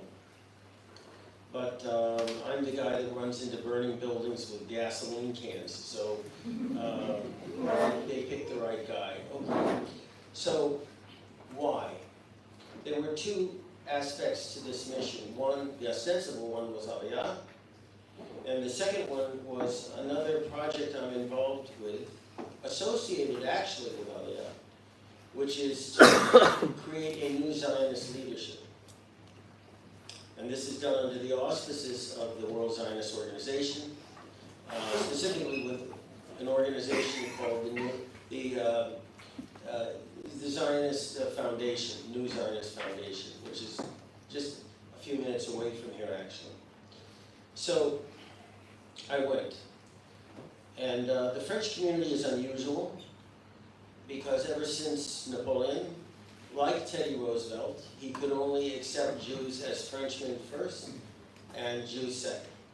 And this is basically the same thing that Teddy Roosevelt said famously at the turn of the century with American Jews. And the French, of course, have this tradition of laity, which is an anti-religious Republican notion of government. And in spite of the Dreyfus case, in spite of what happened during the Second World War with Vichy and the full participation of the French police, national gendarmerie in the collection of Jews at Drancy for forward posting to Auschwitz and other murder camps, the French still felt their first loyalty to France. They were Frenchmen of the Mosaic tradition, so to speak. And starting with the influx of Muslims from around the Middle East and North Africa, this notion of being Frenchmen first and Jews second was called into question. The stories that I could relate of what's happened to certain French Jews would absolutely stun you in terms of the violence directed at them. So I asked my government friend, why did they want to see me in particular? And they said there were 2 reasons. One, that like them, I am from the diaspora, so I understood the push and pull of Aliyah. And second of all, they said I knew what it was like to be abandoned. And I was stunned for a second when I heard this, and I said, why? Because that's the way they feel. And he said, yes, they feel abandoned. Okay, so I went. And it was a real education for me. We were in Nice, Marseille, which is incredibly dangerous. There's Islamic graffiti everywhere. Through the night, all I heard was automatic rifle fire. We went to Aix-en-Provence, which is beautiful, but they're infested also. And then to Lyon, which is a beautiful community, and they're also infested. And then to Paris, which I hadn't seen in, since 1984. And it was a city I didn't recognize anymore. So what was the problem with the Aliyah from there? There are literally tens of thousands of families that have completed the Aliyah process, and they're not getting any support at all or even encouragement from the Israeli government. Quite the opposite. Who are these people? Well, they run the gamut from Dati Leumi to highly secular to Haredi, but they all share one thing in common, and I'll be quite blunt about it. Their fear of and hatred of Muslims after what they've gone through. I cannot begin to explain what it's like to live actually the way my relatives lived in Germany in the 1930s. Well, I just got a taste of it. You can't have any outside manifestation of Judaism. Women and men can't wear a Mogen David. You dare not speak Hebrew. And when you leave a shul, like we did with the Rambam, which is a beautiful Moroccan shul in Paris in the 17th arrondissement, you had to make sure you went through a process, taking the kippah off, taking any outward sign of Judaism off. And the security people would tell you when it was clear to leave. Go to the right, go to the left, there's nobody on the street. So these people, the three groups of people I spoke with were the officials in France, from the Consistoire and the CRIF, and I won't get into my conversations with them because that was privileged. A bunch of entrepreneurs that are ready to decamp and come here with their wealth, except for the problems with the Israeli tax authority that wants to basically rob them of everything they have. And normal French people that I gave a lot of speeches to, and I got better feedback from them than I provided them. Now the one thing I talked to some French university students, and I asked them whether they were planning on coming here to finish their schooling. And they said, why? It would be going from the frying pan into the fire. When all the university presidents of Israel issued this most hypocritical joint statement about welcoming Israeli Jewish American collegians to Israel, if I didn't laugh, I would cry. The one thing this country needs to do is get rid of every university president and clear the administration out of every school of higher education in this country. Why? Because the only thing they're concerned about is freedom of speech. That's all. So you're going to take these traumatized kids from the United States and bring them over to a society that you think, in a collegiate environment, will be supportive and warming and holistic and Zionistic, and you're going to really expose them to, well, Tel Aviv University, Haifa. I'm banned in Haifa, by the way, University of Haifa. I was supposed to give a speech there, and I was told by the university administration that my presence would be problematic for the Arab students. Okay? Well, I was kind of happy about that. I'm causing somebody some grief here. So, before people like Gil Troy, who issued this ridiculous call for American university students to come to Israel, he called it the Eucalyptus Plan. I think people like that should really be quiet and educate themselves as to what the actual reality is for Jewish students on Israeli university campuses. I have, and it isn't good at all, quite the opposite. So here I came to encourage French university students to come and finish their degrees in Israel, and boy did I get a lecture. You know, clean your own house up. And I accepted that as valid. As far as the rest of the French community is concerned, and I'm using a collective term for them because they're basically indistinguishable now. When I talked to them, what were they afraid of? They were afraid that they were going from the frying pan into the fire because they don't believe that our political establishment or our military will protect them from another October 7th. This is why I went looking, well, I'll be honest with you, looking for funds to promote this program we have to create a new Zionist leadership. And I was very careful with them. Being a former Geula Jew myself, I said, I understand that a lot of you are not going to be making Aliyah for various reasons. I lost almost my entire German family for much the same reason we might lose a large part of the French community as well. They were comfortable. And they just didn't believe it would happen. So I said, whether you're staying or whether you're going to make Aliyah, the existence of a strong Jewish government here is going to be critical for both. Of course, for those making Aliyah, the benefits are obvious. But for those of you that are staying, you have to understand that the existence of a strong nationalist, Jewish, independent homeland that will have your back if things get out of hand, really out of hand here, is absolutely critical for you.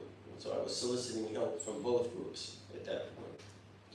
But the bottom line, I think, of my trip was the fact that the French community feels utterly abandoned.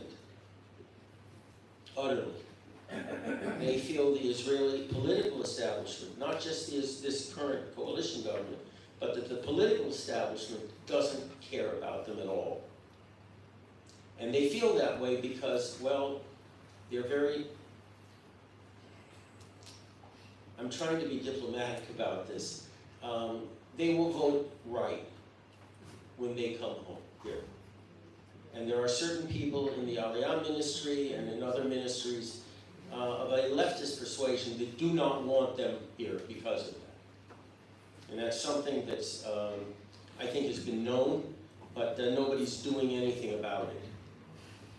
So, right now there are approximately 50,000 French families, not individuals, that have completed the Aliyah process. And there's no one to talk to for them. No one. It seems as if no one here really cares or gives a damn about them at all. When I've talked to people here about new housing technology that's going to be needed to rapidly build out good quality construction homes, not apartments, but homes, nobody's interested. When I talk to people about jobs for these people, because they're very well educated.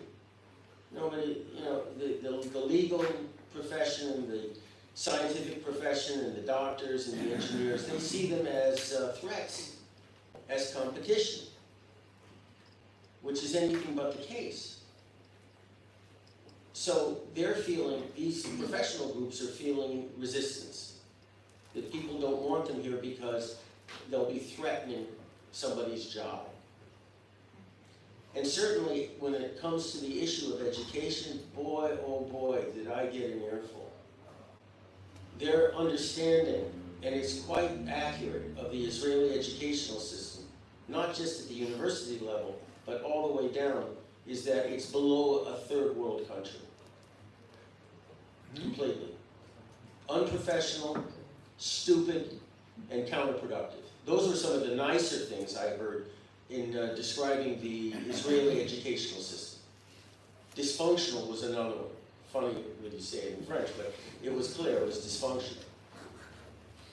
So here you have, in conclusion, here you have a situation where you could have 250,000 new citizens with skills, first world skills, coming in with a mindset that wants to learn about being Jewish, Because the vast majority of them are not religious. And now they want to be. They want to know why they're hated. Okay? It's an odd way of looking at it, but okay, it's a beginning. So, they're not being helped. And think about this, 250,000 first world olim coming in, what they could give us in terms of education, science, engineering, medicine. It's almost endless what they could bring. And nobody wants them. They're not made well. And that's why they wanted to talk to me, because they couldn't understand why someone like me who had been abandoned for 30 years wanted to come home. And I ended up basically encouraging them to understand that as a Jew, you're connected to the land and people, to Torah. The governments come and go. They're horrible. They're a plague. They are a plague on our country. But our faith in God, our belief in Al-Pi Israel, for the Am, for Eretz HaKodesh, this is eternal. And this is what I try to explain to them, is what they have to attach themselves to. Yeah, it was hard for them to understand why I came home after everything I went through. But I had to encourage them to understand that the people, and the land, the people, our faith, didn't abandon me. Okay? It was this stinking, rotten government system that we have here that did. And that also produced October 7th. It's not left or right, it's both. Including the army, of course. So hopefully I gave them some chizuk to come home and to keep faith in the fact that we want them and we'll get them. But I'll be honest with you. Bottom line, unless we have a new government with a new mindset towards Aliyah, not just to bring them here, but to also make them welcome. These people are in need of rescue. This is not normal Aliyah. This is why I was sent. This is a rescue mission, and nobody is awake to this, or if they are, they're doing precious living. So I've been told that I usually make people depressed by my speeches. But the fact of the matter is, I tried to use my decision to come home as a motivation for these people to keep faith. I mean, because if someone like me can come home after what happened to me, you know, they should draw inspiration from that, not depression. So that's what happened during my fantastic week in France. Any questions? None? When you talk about a new Zionist leadership, am I using the right term? Are you talking about on the political level or grassroots?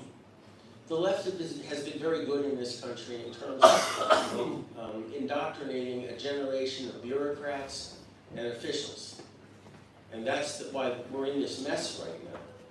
So what we're trying to do is create an alternative leadership from the ground up, selecting up-and-coming politicians and bureaucrats, for example, entry-level bureaucrats, who can go to a course that we're going to be teaching over 3 years. Right. To prepare them to understand, for example, why we're here, what our mission is, what our future is, and how we should see ourselves in the world. Not as adjuncts of the American empire. We're local to this place. We're local, and we have to get rid of these shackles of the diaspora existence that we've led for 2,000 years. That was an aberration. That was a complete aberration.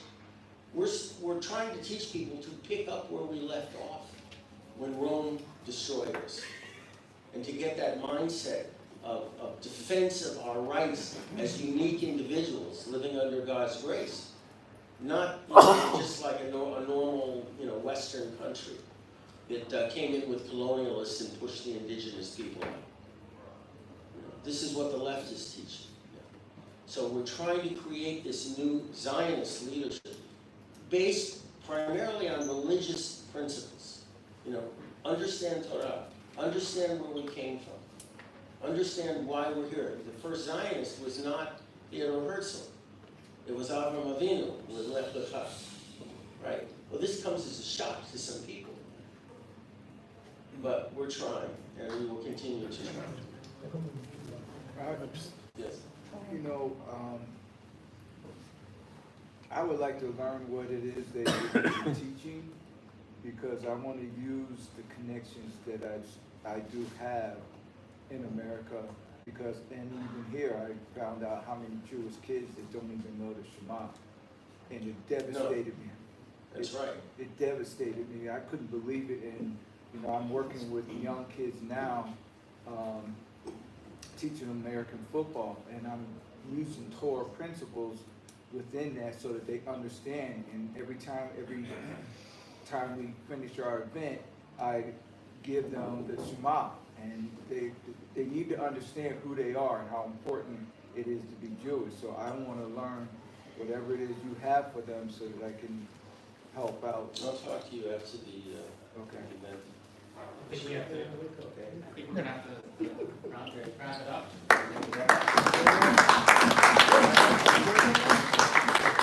Okay, we're going to have a very quick 2-minute speaker before our next panelist. Actually, maybe we can bring up the panelists already and start moving up to the table. And I want to invite Mayor Indoor to give 2 minutes. He's the founder of Sarel, a 2-minute talk about his experience.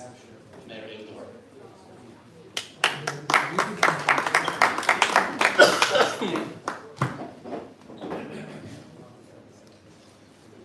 אני מעדיף בעברית, אבל אוקיי, I'll speak with my bad English. Mr. Pollard, Rabbi Pollard, activist Pollard, where are you? Jonathan. Rookie. Jonathan. Jonathan. I'm going to answer you, to react to what you say. You say we need new leadership. I'm going to change the triangle. No leadership, activists. And there I above. You wouldn't be released from the prison if not people who were not in the government, they were fighting for you. It was in the office of the terror victim. You remember that guy from all the activists were not people from the government, who pushed the government. We went together in Hebron. Hebron wouldn't be a town with Jews without activists, not leadership. You can call them leadership, but I'm afraid from the word. Or leadership, so we get politicians and etc. We have to change the attitude and to be activists, fire in the eye, and knowing that we will not get any תודה רבה. אפילו לא מצפים לקדוש ברוך הוא לתודה כאילו. We are fighting for the nation. If we would know that, then I'm going to, 1 minute more. I'm an officer in the army, lieutenant colonel, and I'm very mamlachti.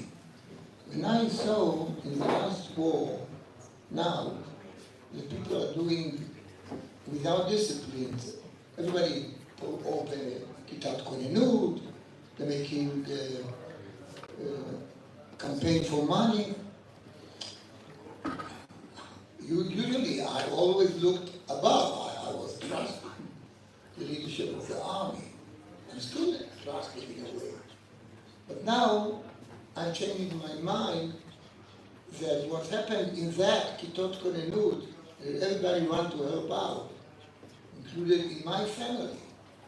In my family, people, the Simchat Torah went to fight without knowing with whom, just to say.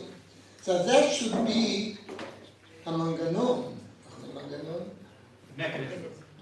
of the whole situation. More people active. People will fall down, some of our groups will not continue, but spray it. As more will spray that, we get 30%. That's better from to be relying on who is above and how we're going to change it in politics. Gush Emunim was not leadership, activism. Of course, a few of them went to the Politica. But they admit after it, Hanan Torah admit that it was a mistake. We are not the leadership, we are the activists.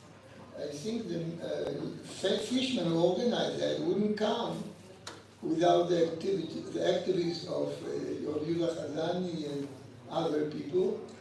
And now he's sitting there, he is the activist who started it. That's what it means behind. זה התשובה לכך.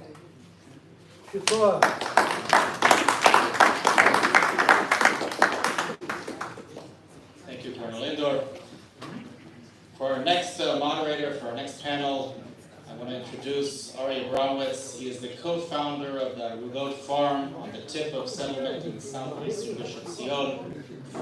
Along with his partner, Jeremy Gimpel, Ari has spent the last 2 decades advocating and encouraging Aliyah in diaspora Jewish communities around the world. Ari.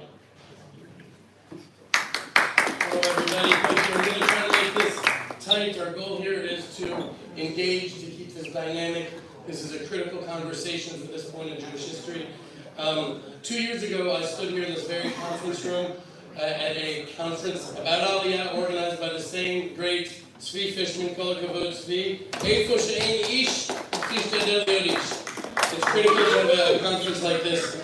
And I made 2 points then. The first point I made back then was sounding the alarm is not the way to go when it comes to advocating, encouraging Aliyah, screaming danger from the rooftops, showing the radical dissolution of American society, and Jews are being ripped apart in the middle of it. The Jewish standing, the Jewish safety, the Jewish assimilation, everything that is facing the Jewish people today, and screaming, you gotta come home for your lives. It doesn't work. It doesn't work. Not only doesn't it work because it's curiously ineffective, but also I think it's beneath the dignity of the land of Israel. People should be coming to Israel and running to a life of meaning and passion and the fulfillment of the 1,000-year-old dream of Shivat Zion, the greatest revolution in world history. And the second point I made was, don't push for Aliyah.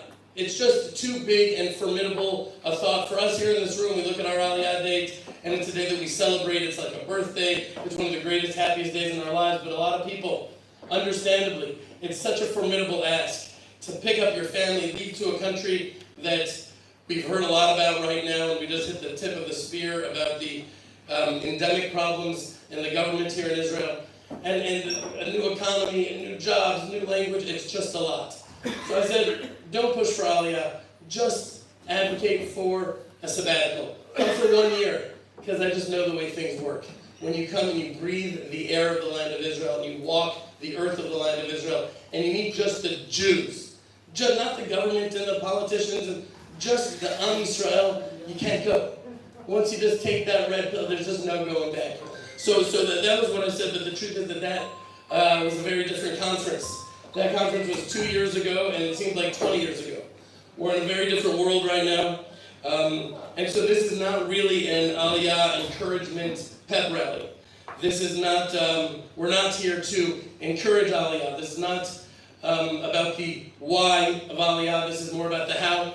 The why you can see on the campuses. I don't know if you're watching live, but it's insane what's going on campuses right now as we speak throughout America, throughout the West.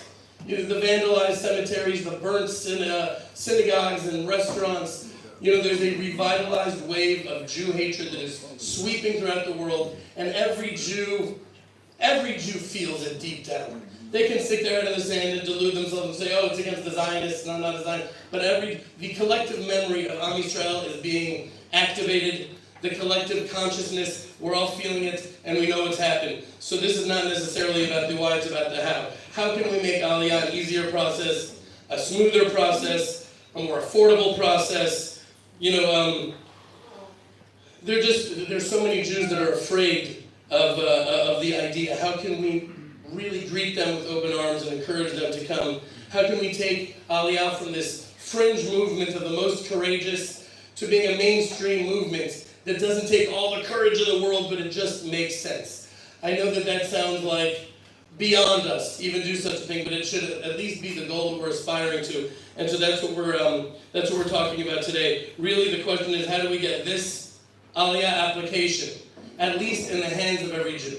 Yehuda, when you go to America to these colleges, just let them know it's an option. It's a real thing. Fill it out and you could come here. It's a real option. How do we make everybody realize that that's a real thing? And so I'm going to stop talking right now, but I'll say that we have panelists that are, I'm very excited. I gave a lot of thought of every single person who I invited to come here. Yishai Fleischer, he's the spokesman of the Jewish community in Hebron. He was an advocate, the Aliyah advocate in my mind before it was a cool thing. And much of the credit for my Aliyah, or blame for my Aliyah, is exactly in the hands of Yishai Fleischer, who has inspired me and many others to come and make their lives in Israel. We have Eve Harrow, an incredible, passionate, arguably one of the greatest tour guides alive in Israel today. That's simply true. She's an educator, a podcaster. She's an activist for Yudan Shamron. She lives in Efrat. She's from Los Angeles, and she made Aliyah in 1988, right, Eve? 1988. And she has inspired so many people to make Aliyah. Eli Michel, I could go on and on about this guy. Rabbi Eli Michel, he's involved in many great things here in Israel. For example, Mizrahi magazine, you guys heard of that? It inspires us. It's an incredible piece. You should get your hands on it. But one of the things I respect the most about Rabbi Eli Michel is that he left his position as the head rabbi of Congregation Suburban Torah in Livingston, New Jersey. Left the congregation, didn't know where he was going to land, how he was going to land, what was going to be, came here to Eretz Yisrael, and that's a great thing. We have, yes, go ahead. And we have Jeremy Gimpel. You know Jeremy, he's the co-founder of the Arago Farm, Land of Israel Network, the Land of Israel Fellowship, and he has been a fierce advocate for Aliyah over the last 2 decades. So, anyways, let's just start. Let's dive in, guys. Yishai, if we could start with you. How do we facilitate Aliyah? How do we make this happen? What do you have to say? Okay. Shalom, everybody. Thank you, Ari. And thank you to my wonderful co-panelists who are all heroes in my life. I want to first thank Zvi Fishman, the fabulous Zvi Fishman, great dancer as well, a great author. My kids love his books. And my good friend Josh Wander, who's a Jew who's been everywhere, does everything to rescue and strengthen Jews. And he's a good friend of mine. I was just at his house for Shishal Pesach on the Mount of Olives. And of course, Jonathan Pollard, the Asir Tzion, whose picture and articles I had in my tefillin in my backpack. And I have to apologize that I was one of the people that may have led to a shortening of the life of Esther Pollard. And the way I did that is one time I got so upset about the situation of Jonathan Pollard that I wrote an article called Jonathan Pollard is Dead. And the point of the article was that how would you feel if you read this article and Esther Pollard called me and she was flipping out and livid and about to kill me. And I said, Esther, I can tell from what you're saying that you didn't read the article itself. Read the article. She called me back 10 minutes later and she was apologetic, but it really upset her. And that was the point, was to upset our generation about Jonathan. And there he is, alive and well. So Baruch Hashem, I want to clap for that. A great man who was in Asir Tzion and now continues to fight for Zion. When I was at Yeshiva University, I was writing for a newspaper called The Commentator. I wrote an article saying, why isn't Yeshiva University doing more for Aliyah? And I had suggestions, practical suggestions. One of them was that we should have career placement for people in Israel. Why shouldn't we just have career placement for America? Could it be that an Orthodox Jew or a Jew learning at YU may be interested in living in Israel, the most exciting project of the Jewish people in 2,000 years? So I recommended that the school would have Also career placement. Zev Ornstein, who was the head of the Israel Club, read that article, was like, that's a great idea, went to the Jewish agency, got them to send a shaliach every 2 weeks to help with job placement in Israel, and got YU to give him an office. Okay? It was a simple idea. I wrote it, he fulfilled it. All right? So it got me always thinking that we could do practical things to move things forward. I brought a little show and tell. When I was at YU, we made these pins. We handed out about 50,000. I didn't know the first thing about fundraising. They said, I'm making Aliyah. You see that? I'm making Aliyah. Here they are. And I have a few during Pesach cleaning. During Pesach cleaning, I found some extra pins. So I have a few to give out. Some of the classic I'm making Aliyah pins. Also, Aliyah Revolution came up with that phrase. And later on, as Ari remembers, it became a phrase in the news at CNN covered it. And I had one more, which was called, for those people who made Aliyah, I had a pin that said, keep making Aliyah. All right, that's us, right? So we keep making Aliyah today. But we handed these out. We were trying to make Aliyah cool. And that's what we did. We handed these out on the subways. We'd see somebody who was Jewish, we'd hand one out. And when Jews would be refused one of these, I would be like, I wanted to make another pin that said, I love Gullus. Okay, but I never made that. I wanted to be like, oh, I take this one instead. But we did make, at the time, there was the Got Milk ads, we got Home. And we were just trying to do everything to get it into consciousness. Get it into consciousness. That's what we're trying to do all the time. Because, notwithstanding the very correct things that Jonathan said, that there's a lot of problems, it's still a dream of 2,000 years. You just gotta make it cool. And that's one of the greatest challenges out there, which people like you are doing, just making it cool. Practical ideas very quickly. A campus movement needs to be started. I tried to start it in earlier years. It didn't work out, but I think now's the time to do it. A campus movement. Campus is a place where people are rebellious and they're thinking about their future. It's a great time to catch them and to say to them, come build the Jewish state. Campus is the place to do it. Harness that revolutionary atmosphere and get them to think differently. You also have to have good options for them to come to Israel and live, like practical options. You know, we already have beautiful women, so that's great. We have great food, that's great. You know, but like, okay, but you need a house and you need a job. And for example, I have a friend who created a yeshiva called Torah Tech. This is half-day Torah, 1 day Torah, 1 day, what's it called, apprenticeship in high-tech companies. I sat with these kids. They are making their future. They're connecting with Israeli companies. They will make a future. The other thing that I want to mention, which is not represented here at all, is a humongous swath of Jews who can make Aliyah, would make Aliyah, and that's Haredi Jews. Haredi Jews, ultra-Orthodox Jews. The truth of the matter is, if you push on them enough, they will see the light of Eretz Yisrael. I worked at Nefesh B'Nefesh for a few months, and one of the ideas that I had was, let's start an office in Brooklyn. Bug them. That's what I've learned about Orthodox Jews. Bug them enough about Israel, show them in the Torah, it will start to seep in to some percentage level. If I had time right now, and I recommend somebody else does this, I would make stickers. I would go to Brooklyn where there's about 800,000 Jews. Brooklyn is still the heart of the American Jewish world, especially the Haredi world. Sticker every place. Come up with don't talk blue and white. Talk black and white. You know what I mean? Talk Haredi talk. Talk their language. Don't sell it to them like, Herzl and Ben Gurion. They don't like that brand. Sell it to them with the Gedolim and the Yeshivas and Torah. Sell it to them that way. I don't care. I'm selling Eretz Yisrael, not a Dinat Yisrael. You don't like blue and white? You don't have to have it. So I would really go to Brooklyn and just bug them all the way. I'm finishing up. Speaking of campuses, what was the most successful part of Israeli education propaganda, Hasbara, throughout this war? I think we've done an abysmal job. But one element that we've done a great job is in songs. There's been some amazing war songs. Amazing. My kids know Harbu Darbu. They're like, Harbu Darbu and Am Yisrael Chai by Yair Golan. What's his name? Not Yair Golan. What's his name? The other Golan. Eyal Golan. What a song! Ribono Shel Olam. It's like, wow. Let's talk to one of these guys. Let's make an Aliyah song, an Aliyah anthem. When I was in my other hat, I made a CD with great Aliyah songs. My idea was that the CD would live in someone's car and bug them until they would make Aliyah, and such was the case for many, many people. Let's get artists to make songs, anthems. Make it cool. Make it cool. If Eyal Golan made an Aliyah song, French Jews would overcome all those challenges when it comes to our great country. Our great country. All right. Right, I'll finish it up with one last thing, which is I came up with an idea, which is an Aliyah boat. The idea was that the Aliyah would take place. How many people make Aliyah from America a year? 2,000 to 3,000. How much does one of these nice cruise ships take? About 2,000 to 3,000 people. Wow.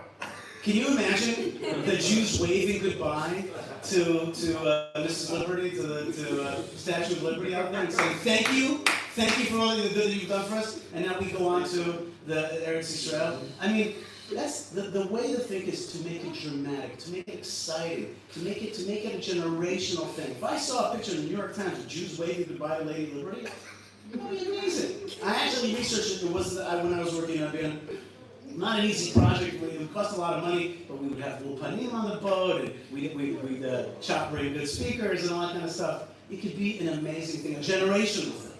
You've got to do stuff that will, wow, you gotta make it wow, you gotta make it exciting, you gotta make it cool.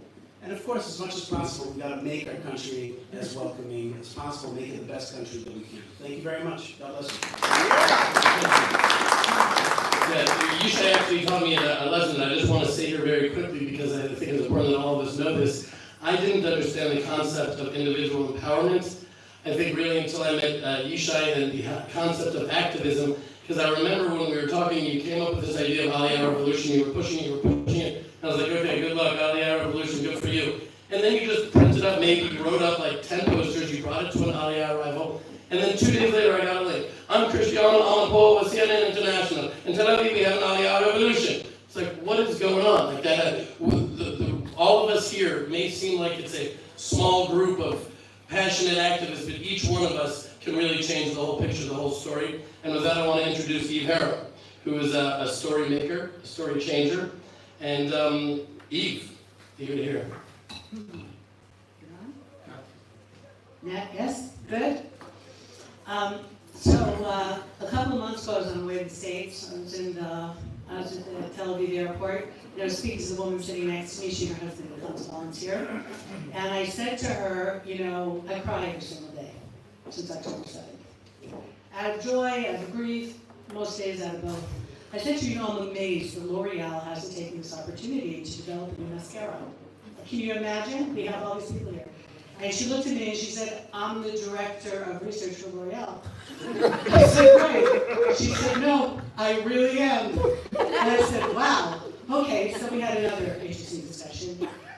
But the reality here is, and the only word that I found that describes it is a Hebrew word, and this conference will be a success when it's held in Hebrew. And that is, I think, also a major, major difficulty for people who want to make Aliyah, is that they do not know Hebrew. I don't want to get into a whole discussion about Jewish education in America. I'm just talking about Hebrew and the real lack of being able to speak it fluently, which the Europeans have nailed and other people have. American Jews tend to not really know Hebrew. And that is a very important thing. We should all be able to read Makor Rishon or whatever newspaper of choice it is and be able to converse and feel at home in this country. That would make it much easier for them. But the word that I've been using to describe the last few months is hazui, which I suppose the closest definition is surreal. I looked around when Ari talked to me about this conference, and I thought to myself, to some degree, and I hope I don't offend anybody, but if I do, it won't be the first or last time that I do that. I seem to be spending a lot of my time doing that these days because I feel like I'm out of time to go through the motions, is that this conference to some degree is a projection of our reality here. I'm not saying, isn't it marvelous that the campuses have all exploded across America, but it has allowed us to some degree to be distracted from what's happening here in Israel. Because we are living in an emergency situation right now. And it is so frightening and so exhilarating at the same time that there are no words for it in any language whatsoever. If you were here in Israel 2 weeks ago, it was like the miracle of Kriyat Yam Suf when Iran shot all those missiles at us, and not one, the little Arab girl in the Negev was hurt. If that isn't an Nes Galui, then we need to, and I hope everyone knows what that means because I'm not translating that. We are, those of us who get to live here, are living at one of the most exciting moments in Jewish history, period. And that means it's incredibly frightening because crises offer opportunity. And everything that everybody said here is right. from the appalling lack of vision of our government, and I could do worse, but I've started to buy soap that's actually edible, because there are days where I realize I do need to flush my mouth out, because sometimes there are really no words other than those that I would get upset with my children for saying. But there is a lot of room here for improvement, and that's where we roll, and that's where we shine as a people. And I'm going to emphasize that as a people. This is not a group of individuals who just like the leaf work. Okay, from the very, very, very beginning, this was a people thing.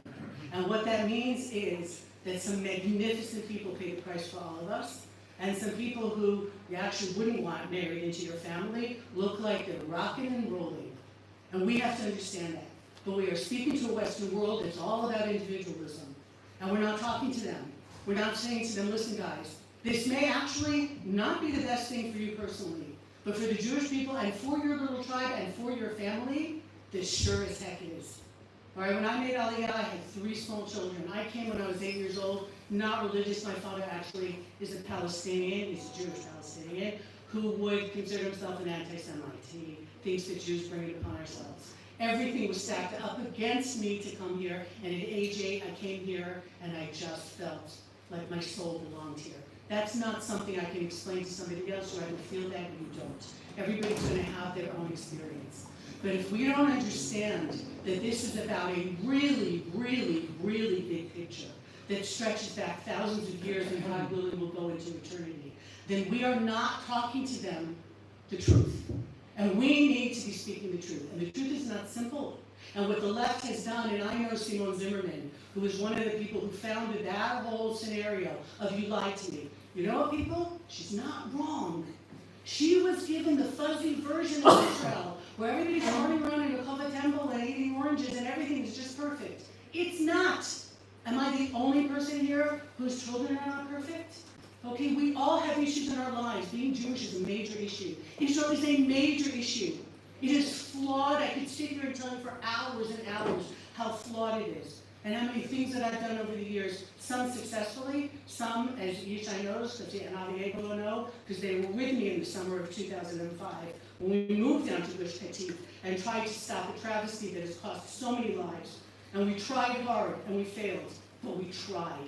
And that's what we have to impress on our co-religionists in America and in France and everywhere else.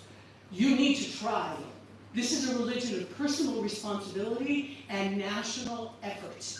And if you don't understand that, then you have missed something critical about what it means to be Jewish. And the only place that you can play that out, and because of God's amazing grace, we have the opportunity to do it again, is here.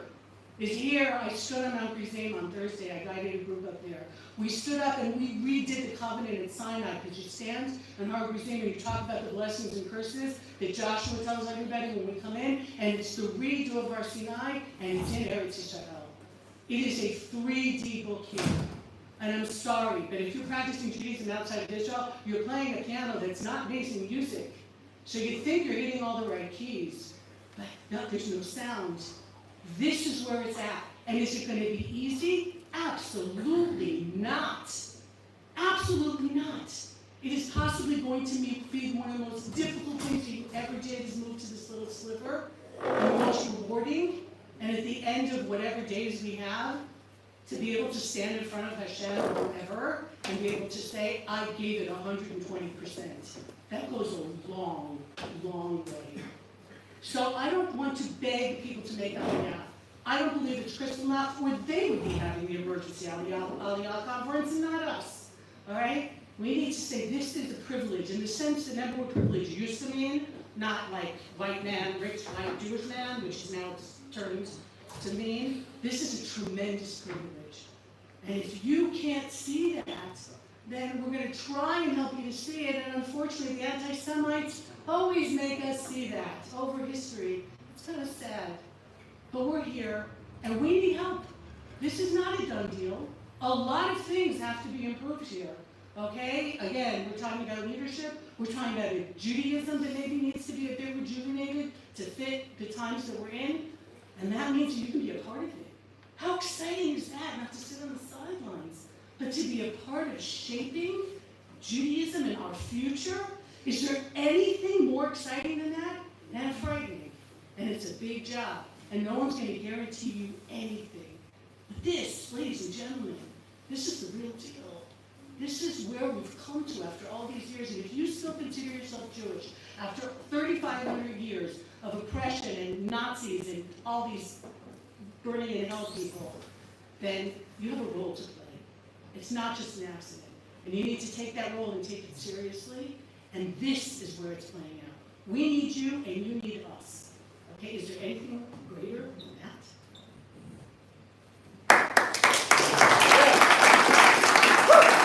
Beautiful. All right, Elliot Shaw. Thanks so much for having me. So, on Thursday, I was reading the American Rabbis WhatsApp group. I'm still part of it, until they kick me off. It's coming soon. But, I read it because it makes me crazy, gets me furious, and I was saying the other day, I thrive on fury, so it's good for me. They were debating on that particular day. They had heard that there was going to be a non-Jewish rally in support of the Jews of Colombia. And is this good? Is this bad? They had a whole, very rabbinic back and forth for a long period of time. But what struck me was how every rabbi on that group missed the key question, which was whether this is a good thing or a bad thing. I don't care. Whatever you guys think is fine. But there are 2 million Jews in New York, New Jersey. And how many of them are coming to Colombia to stand up for their brothers and their sisters? That's right. It's shocking. I mean, there were rabbis there of shuls in Manhattan. And instead of planning and getting their congregates, most of them were hotels, let's be honest. But nevertheless, there were still some Jews in New York. Not everybody goes to a hotel on Pesach, right? And why can we still not pull it together? There's only, 8,000 lunatics in Colombia? And a few million of us? And we still can't pull it together? What's going on with the rabbis, with the leadership? I think that's what Ari wanted me to come to share just a couple of words about. I think there are several issues. If you go to Yeshiva University, and I love it, it's my alma mater. I went to a gazillion schools there, all different degrees and all sorts of stuff. I owe a lot to Yeshiva University. If you go to the REITs, the rabbinical school, and this already was 20 plus years ago when I was getting smicha. But if you go there, you'll find a tremendous emphasis on how to care for people, right? How to be an amateur psychologist, right? Which is what a rabbi basically is, right? An unprepared and uneducated psychologist, Doesn't cost as much as my wife who's a psychologist. And you hear all about that, they try to train you in that way, that's wonderful, and you learn halacha, and you learn all these wonderful things. But you know what you never hear about? If you're in rabbinical school at Yeshiva University or any other place, I don't need to pick on YU in particular, you never hear about leadership. Right. Jewish leadership. That to be a rabbi is not just to be there for people whose mother has died, which is of course important, and that's a big part of it. Right? To be a rabbi is not just to answer halachic questions. To be a rabbi is to stand up for your people, to lead, to lead. Amen. Right? It just came into my mind the other day. Where have you gone, Meir Kahana, or where have you gone, Rabbi Avi Weiss? Doesn't matter, right, left makes no difference. Our nation turns its lonely eyes to you, right? Where are the rabbis today who actually stand up and do things that might be a little bit uncomfortable? No. Whatever angle they're coming from, right? They don't exist. They don't exist, right? And that's a real problem. In America, you will not find rabbis that way anymore. So that's this misconception of what it means to be a Jewish leader, a rabbi, right, is a big part of the problem. So that's. There's also, we had a challenge of fear, right? A fear of breaking consensus. America is an organizational culture, right? With all these big, wonderful, Jewish organizations, they all do all wonderful, great things. Like we said, YU before, the OU, and here we have Mizrahi, and all these different kinds of organizations, big organizations, right? Who, because they're looking to raise money all the time, are afraid to say anything to the right, to the left. Right? There's a reason why. If you look at Jewish newspapers in America, right, the number one reaction, at least that I have, is boredom. Right? They don't say anything. There's very little in these papers. Whereas if you open up your average religious Zionist freebie paper, right, that shows up in your shul, it's unbelievable. Right? They're arguing, they're debating, and it's about the nation, you know. And whereas if you open up the American paper, it's like TABC hockey, you know, or something like that's the biggest story. They don't say anything because there's like a chill that's been placed over everyone. And all these organizations, they're all wonderful people. All my rabbi friends in America, they're lovely guys, but they're not raised to be leaders, they're not trained to be leaders, and they're afraid to say anything that will be out of consensus because they'll get slapped and they'll go right back into the middle. Right? I know it, and I've tried writing things I write things that get people upset. It's basically my only hobby at this point, is to write things that anger people. You know, and the reaction is furious, way out of proportion to the number of people who might have read what I wrote. But the fact that there's somebody saying something different is that it's against American Jewish culture. So we have, you know, real problems here with American leadership, and I think I'll offer a couple of quick suggestions. I think just a couple of quick ideas to think about how we can approach that and maybe try to remedy this. Number one, I think we're maybe in a post-rabbinic age, not a post-Torah age. But when I say post-rabbinic, I mean I don't think that the rabbis of America are really all that influential anymore. Meaning, who's more influential? A rabbi getting up and talking to his half-empty shul that hasn't filled up again since COVID, or an influencer online who's got, you know, exactly right, the Rosh Geula, Ben Shapiro, or whoever else, right? You have somebody who's got 10,000 people listening.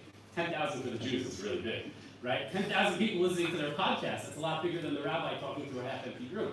And so I think, you know, we should be thinking a little bit differently instead of banging our heads against the wall and trying to get a rabbi who's spent his life investing in exile to try to let's try to find those influencers. And a lot of them are young, and young people are a little bit more open. That's number two. There are rabbis, there are leaders out there who, with some encouragement, could grow into a role like this.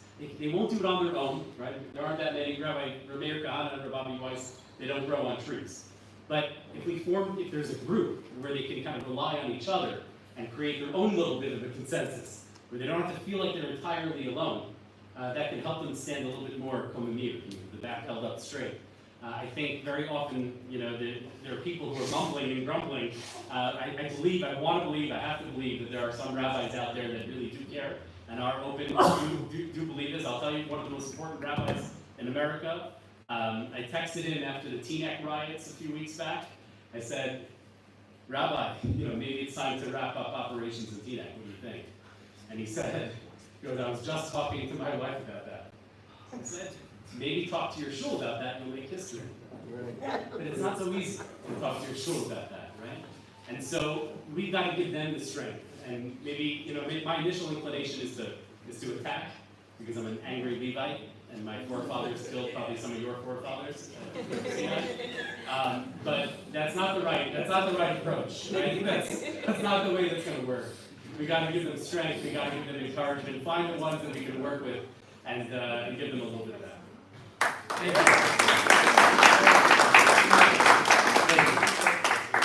you. Jared.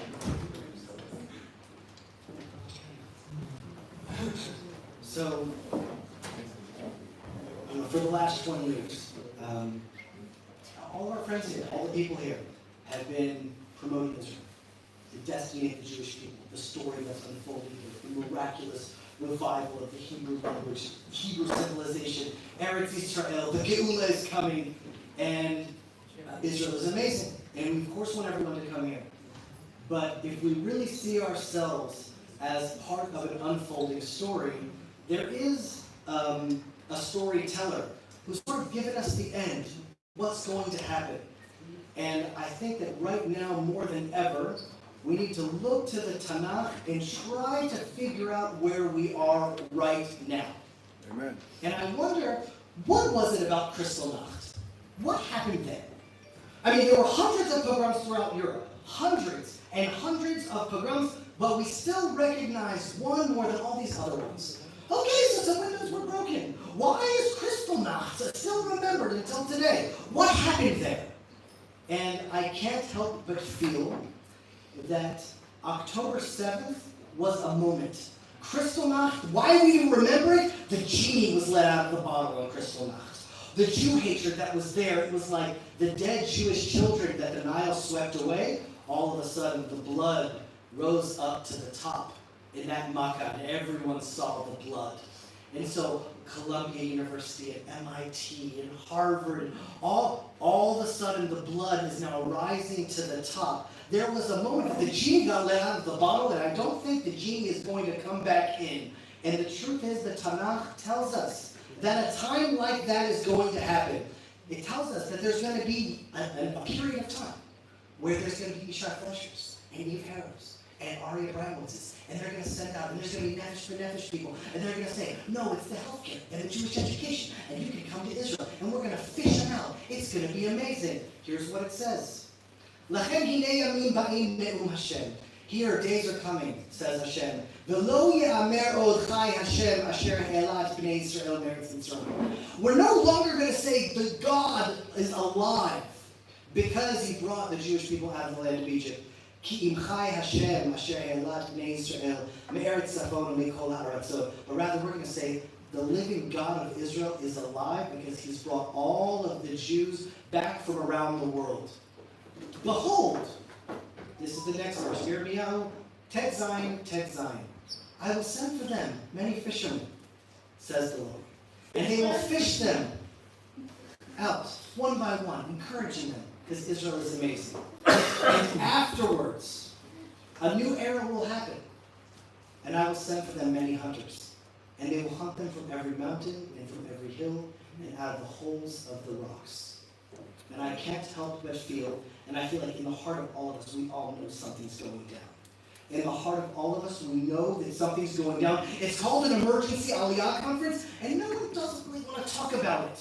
But right now, we've entered into a new stage in Jewish history, maybe the very last stage. And it is dangerous right now for the Jews to be outside of Israel. And imagine if all of us, instead of saying, but Israel is amazing, and the Geula is coming, and the Hebrew civilization, all of us at one said, please wake up before it's too late. Here we have guns. Here we have God's promise. Here we have God's protection. You don't think we have God's protection? Watch. 300 ballistic missiles will fall over us, and somehow the Jewish people are still alive and well. It's not going to be easy anywhere in the world. It's going to be Chavlei Leida. It's going to be birth pains. But here we're united. Here we're together. Here we're strong. Here we are Am Yisrael. Outside we're Jewish.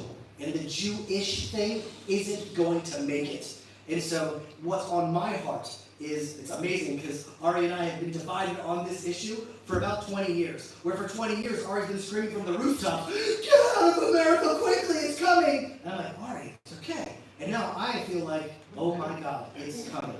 The flood is coming, and the only ark, the only teva that will save Am Yisrael is Eretz Yisrael. It's promised. First there's going to be fishermen, and then there's going to be hunters. Amen. And the Jews that are listening to this, all it takes is one black swan event.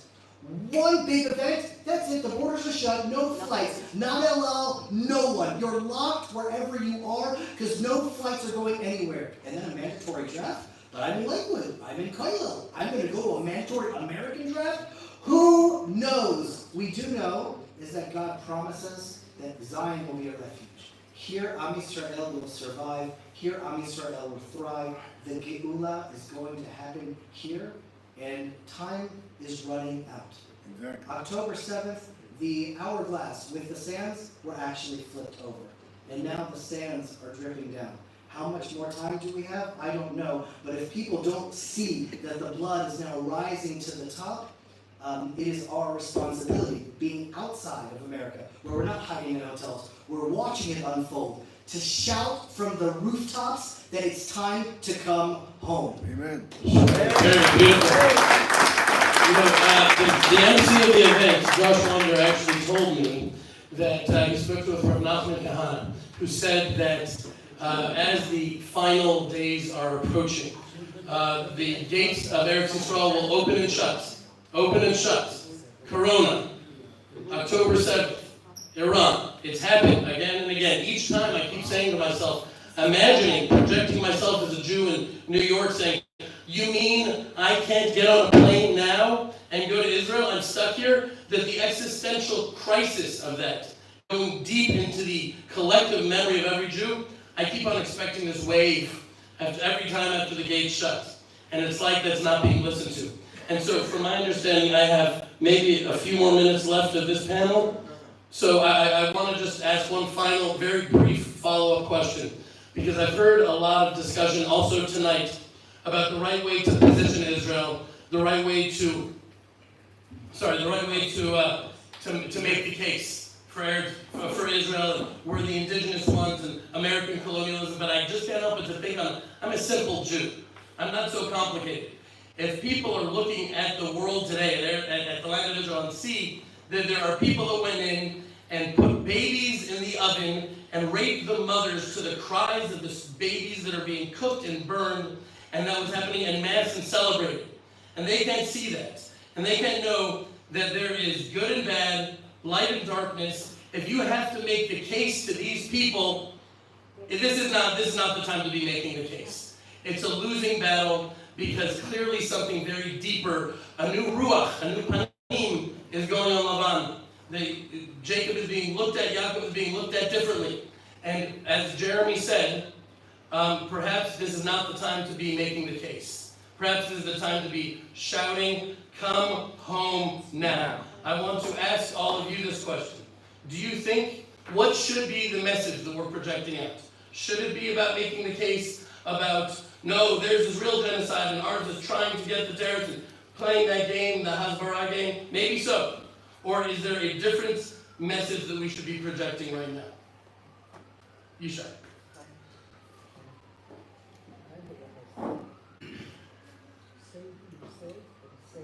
There's no doubt that October 7th was a Black Swan event. And there's no doubt the situation in America has soured. That's for sure. And I've spoken to many American Jews, and they all agree with me. Nobody denies that. It's soured. Even the New Yorker recently put out the April edition, said the end of the golden age of American Jewry. That was the masthead. That was the front page. So there's no doubt that there's an end of a golden era. Is it a prelude to a big destruction? Could be. Could be not. I feel that it is important to allow. On one hand, there are people like Jabotinsky who went around Europe and said the crisis is coming. He felt it, and some people poo-pooed it, but he was right. He was totally right. On the other hand, I can tell you, look at French Jewry. They've lived for a long time under anti-Semitism, or British Jewry, and they continue to survive. It's not so sweet, it's not so good. They start to send people. And so, or South African Jewry who make Aliyah to Australia, and if anybody knows, okay, they go to Australia, go to Perth, it's all American, it's all South African Jews. And so, look, I get it. And there are people who have a keen sense, people in this table, my friend Josh, who have a keen sense for the emergency. But I say that it's hard to take away, for me, it's hard to take away the dignity of the American Jew. I think the Jews are smart, they're sensitive, they know their situation. I'm not going to now tell them what they have to. This is the way I see it from I might be wrong, but I'm telling you about how I deal with people all the time. I fly there, I'm there a lot, I've got an office in Brooklyn, I know how they feel. And I say, okay, I can scream all the time and say to them, this emergency's coming. But at the end of the day, they are well-off, successful, smart people. Maybe you're right, by the way, not as smart as they used to be. There might be a dumbness to that culture right now. That might be true. But I think that we have to do our best to make Israel welcoming. And if you listen to what Jonathan said, he said, when he's talking to people who know they're in an emergency, Jonathan said, but then they're like, you guys have a house to fix up. So I say, listen, let's fix up our house. Let's use this. I would change by the name from Emergency Aliyah Conference to Opportunity Aliyah Conference. There is an opportunity right now. People's hearts are open right now. Give them a pathway. Listen, if you could grow, and if you don't like it, there'll be other speakers. They'll do the other side. You don't have to worry. But my perspective is that we have to give people a leg up. For example, I'll give you an example. I'm actually a newly elected official, what's it called, Motzah, council member in Efrat. I can tell you that if you're an American Jew, you want to move to Efrat, which is one of the premier places where American Anglo-Jews can live, you shall not find an apartment. You will not find one apartment for rent. And we don't have caravans. We don't have any place to, basically we don't have a place. If you're a multi-millionaire, you might find a place, okay? If you're a regular shlub, and certainly if you're a regular student or newly married, you can just forget it. It's just not going to happen.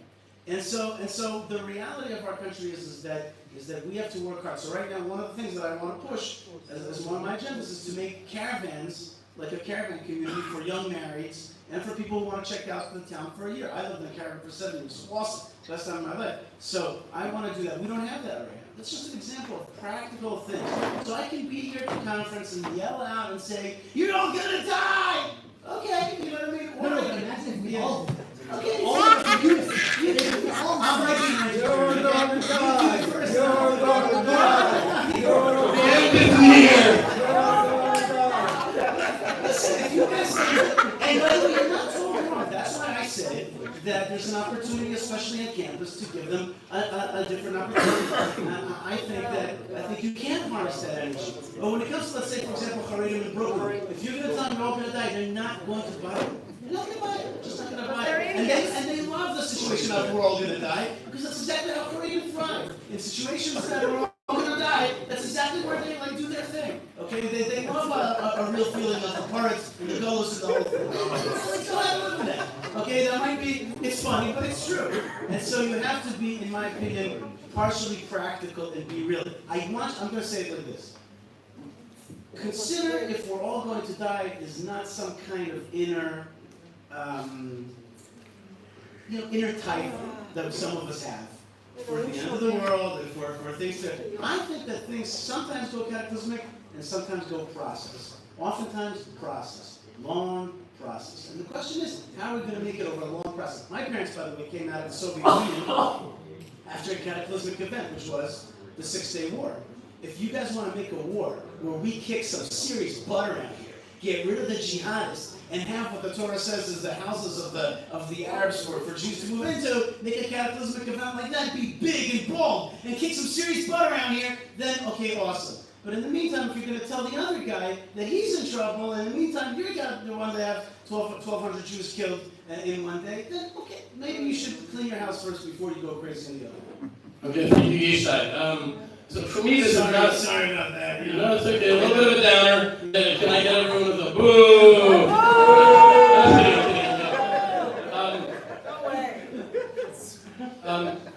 For me, this is not really, it's not about theology. This isn't about Aliyah. This isn't about Jeremiah the prophet.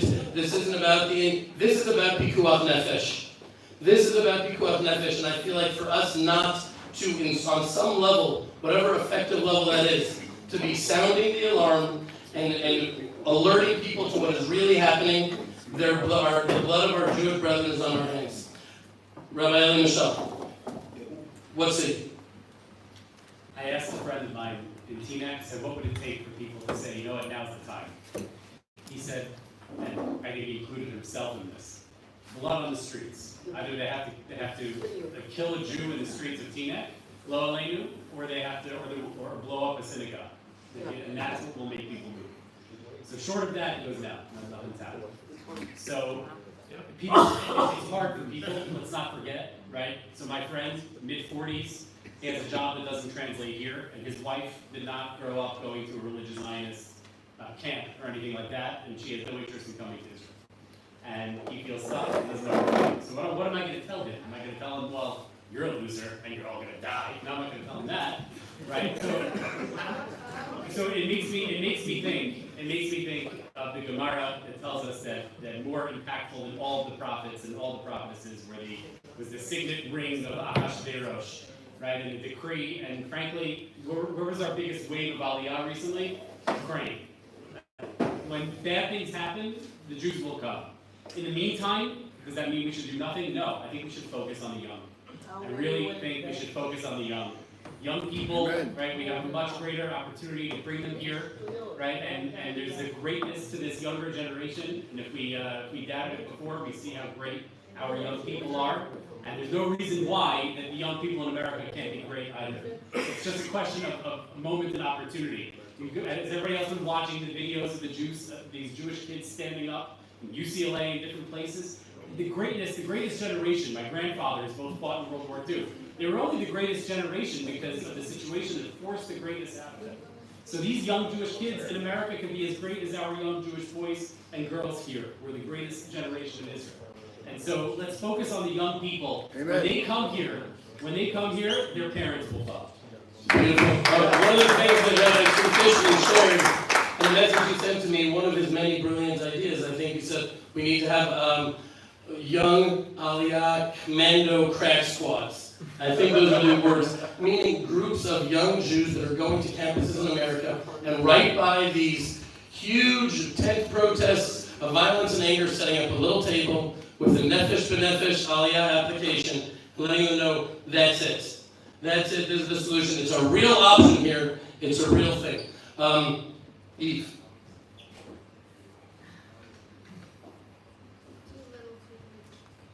So I see October 7th not just as about us, but I really believe that it was the taking off the blinders as to the end of Western civilization, without trying to be bombastic. The pagan child sacrifice, bloodthirstiness of the jihadists has now been exposed, and the fact that so many people actually agree with them is nauseating, is absolutely nauseating. I keep dividing the world between Jews and our supporters, idiots and evil people, and unfortunately that membrane between the idiots and the evil seems to be quite porous at this moment.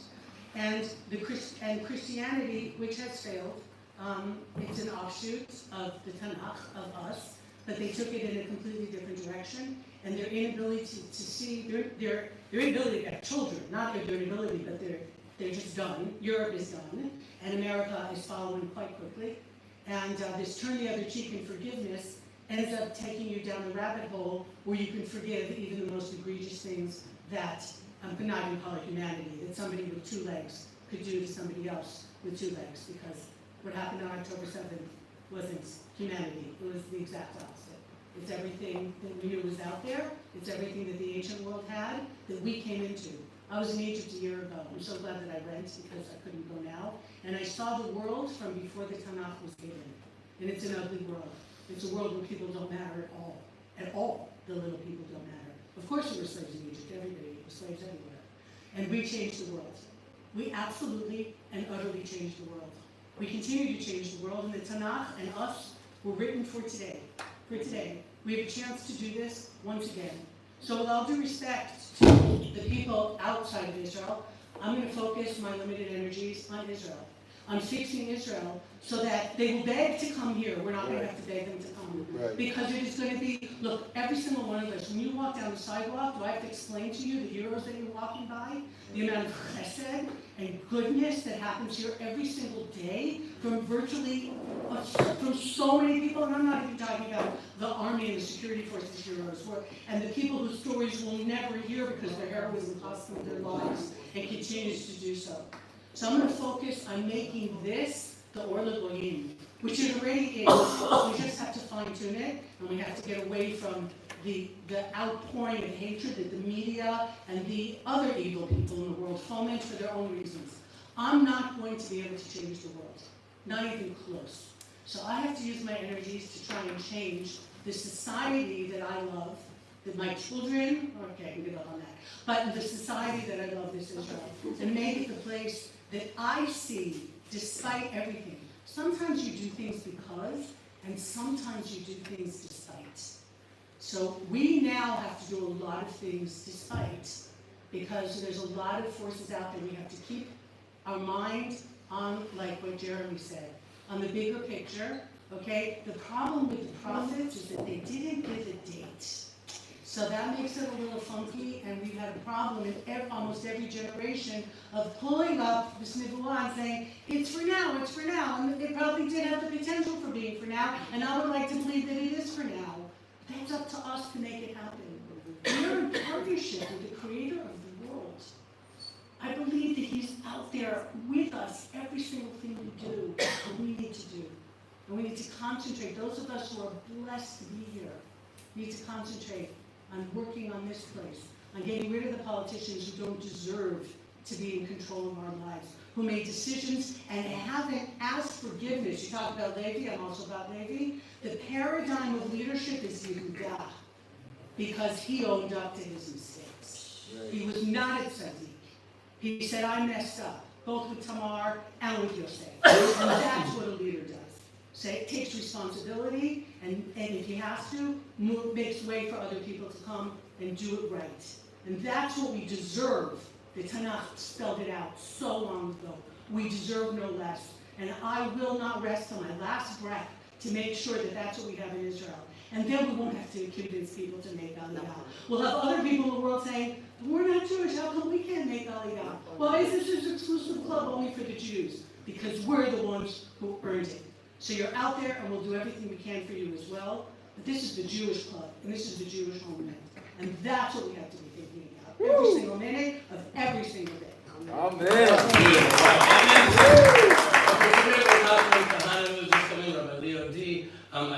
I want to hear from also all of you. We're going to open up the floor. This is an interactive event, so I don't want to keep this going. But in all fairness, Jeremy, you do have the right of refusal here. Yeah, this was the first time on Pesach that such an obvious question struck me. Why do we eat matzah on Pesach? We eat matzah on Pesach because the Jews didn't have enough time to let their bread rise, and so they quickly got their bread and they ran out. But then, it just never dawned on me, but God promised, I'm going to bring you out. And I'm like, okay, God's promise. And then there was the plague of blood, and then frogs, and then hail. And you'd think like by the 7th plague, the Jews would have started packing their bags and baking their bread. And we see after 10 plagues, even then, they saw all the miracles, and they still weren't really ready. They still weren't ready. I'm like, wow, it's like Jews don't change. Here we are, 3,000 years later. We're looking at the miracles of Israel. We're looking at the 6-Day War, the Independence Day War, the existence of our Jerusalem as it is right now. We see everything happen, and yet still, it's like, we're not going to have time to get the matzah out of the thing. We're not going to have time, because we're not really ready yet. And I just like, because everyone is so busy in their own personal lives. But if you just take a step back, Christianity has been of the worst enemies of the Jews in all of our history. The worst. It was better to live in a Muslim country than in a Christian country. The Christians were the worst, fueled by replacement theology and real religious Jew hatred. And then there was like a little window of time where there were like some Christians that were kind of pro-Israel. That time is coming to an end. If you look now on the Christian right in America, from Tucker Carlson to Alex Jones to Candace Owens to Joe Rogan now, all of them slowly but surely are reverting back to old school Christian anti-Semitism. Then we had the other side, where we had the secular world, the Greeks, the Romans. Just read the book of Maccabees, what the Greek godless people did to the Jews. And then we had Nazis and communism. We know what America's left looks like, and all of a sudden now, the right and the left are both collapsing onto the Jew. And if we don't wake up now, they're literally not going to have enough time to get the bread out of the oven. Jeremy. Okay, so one is down. I'm going to share a dream that I had, and I've never shared a dream before, and I feel ridiculous doing it. I said that I wasn't going to do it, but I've simply never had a dream like this. In my sleeping night on the 7th night of Pesach, I had this dream that we were having some sort of meeting on the roof of the Nefesh B'Nefesh offices. In the middle of this meeting, there was this huge, massive tidal wave went up to the sky, a tidal wave of water, and we were looking, it went higher and higher and higher, and then it just washed over us. And then I woke up from the dream. I wrote it off as just another absurd dream that I have constantly all the time. I told my wife, and then during davening, it hit me, oh my goodness, that was a message that there's a tidal wave coming. Now, whether my dream is right or wrong or whatever it is, I do believe that Josh Wander said there's a tidal wave coming. And just this morning, I learned the Torah from Rabbi Yitzhak Ginsburg, if you've heard of him. He wrote a book called Tikkun HaMedinah, which I think is arguably one of the most important books to read in our times right now. The rectification of the state of Israel. And in this book, he talks about the first Rashi of the Torah. As we all know, the first Rashi says, why did the Torah begin with Bereshit? Why not with the first commandment? So when the world comes against you and says, Listim atem, you're thieves, you respond and say, no. God, Hashem, He created the world and He gave the land of Israel to who He pleases. That's the source of our right. What Rav Ginsburg says is that that message isn't meant for us to be simply saying to the world. It's not a message we need to be proclaiming, it's a message we need to say to ourselves. We need to not say those words, but live them. And the only way to truly live those words, without hypocrisy, is by returning to the land of Israel, by making Aliyah. When you make Aliyah, it is the greatest sanctification of Hashem's name, the greatest Kiddush Hashem, destroying and utterly uprooting the greatest Chilul Hashem, which is the exile. We need to live that truth. So thank you all for coming, for being here. And, thank you, Rabbi Tzvi Fishman and Josh Walker.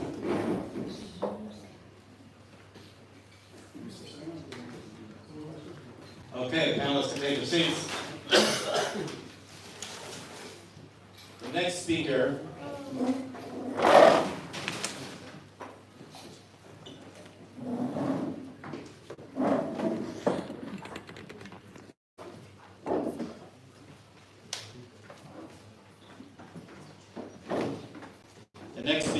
will be Rabbi David Sampson.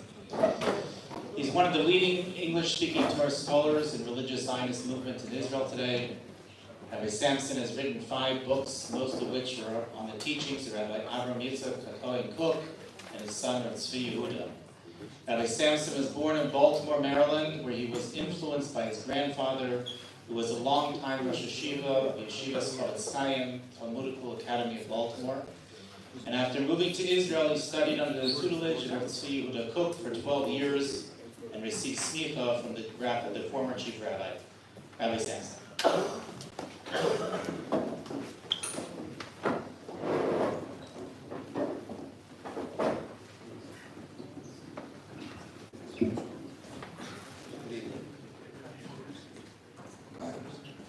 This is simply impossible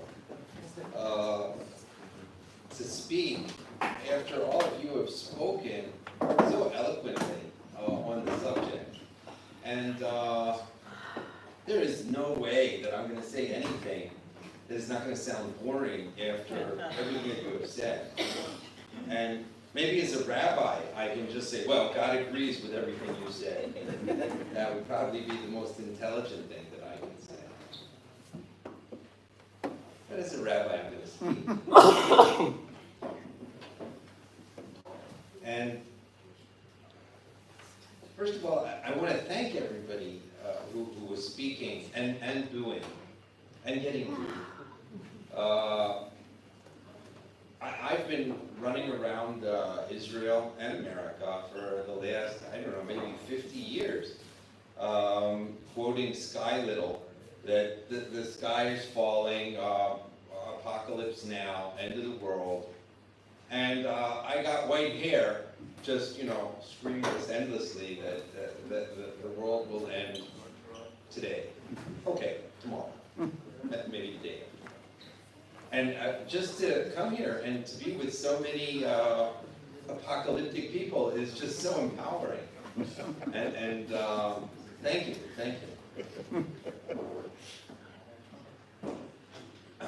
I'd like to remind Tzvi, I was together with him once, years ago. We used to walk with a rabbi from the Eidah HaCharedi, Rav Shalom Eisen. We would take him to the Kotel, Vatikin in the morning in Elul, and then bring him back.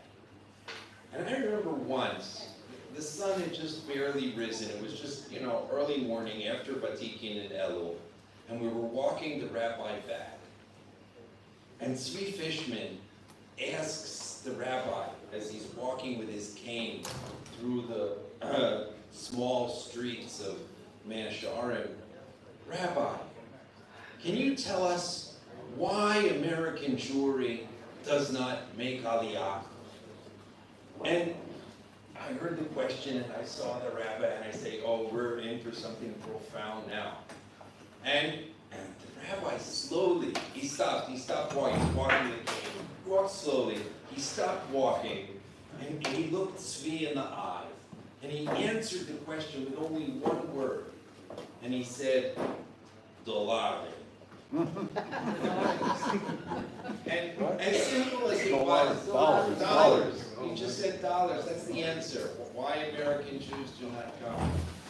And I believe that as kind of funny and without an end, I think that's it.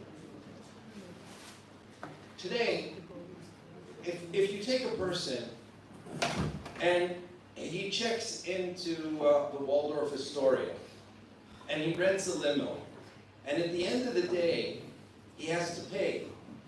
And he realizes he doesn't have enough money to pay for the Waldorf, and he can't pay for the limo. So what's he going to do?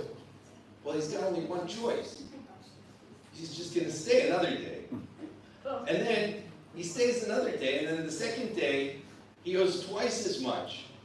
And he's in a bigger problem. He says, oh, what am I going to do now? Well, I really don't have any choice.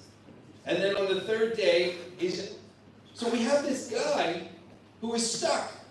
And like, he's in the Waldorf and he's riding a limo, but every day he's getting more and more broke. Now, he knows that it's going to end, but if you can kick the can down the road, all right, another day, another day. This is the situation in the United States. Exactly the situation in the United States. And that the great economy is fictitious. It doesn't work anymore. And everybody can kind of pretend, yeah, well, the king, yeah, he's got clothes, of course. And one day, the day of reckoning is going to come. It's not necessarily going to come in a slow process.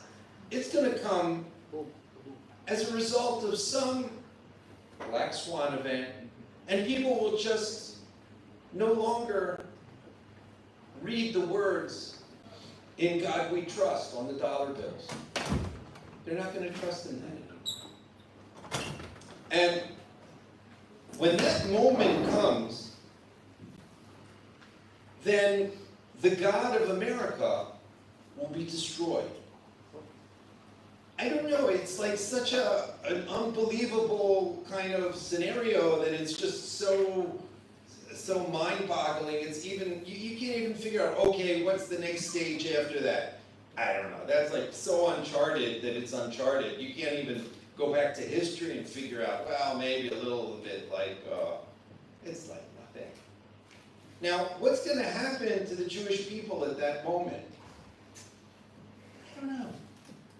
But today, the balloon is still full of air, and it's, bouncing and it's working, and people have cars, and you can get planes, and you can still sell your house.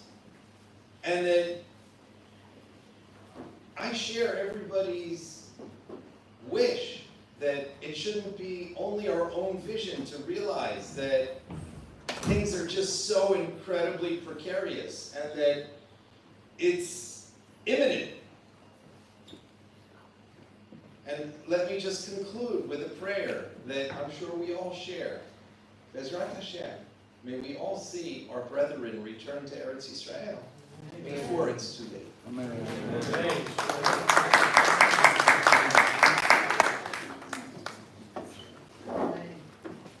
We have so many star speakers that one outshines the next. But we're very privileged to have all these speakers and panelists. And now I want to call on another star speaker, Rabbi D.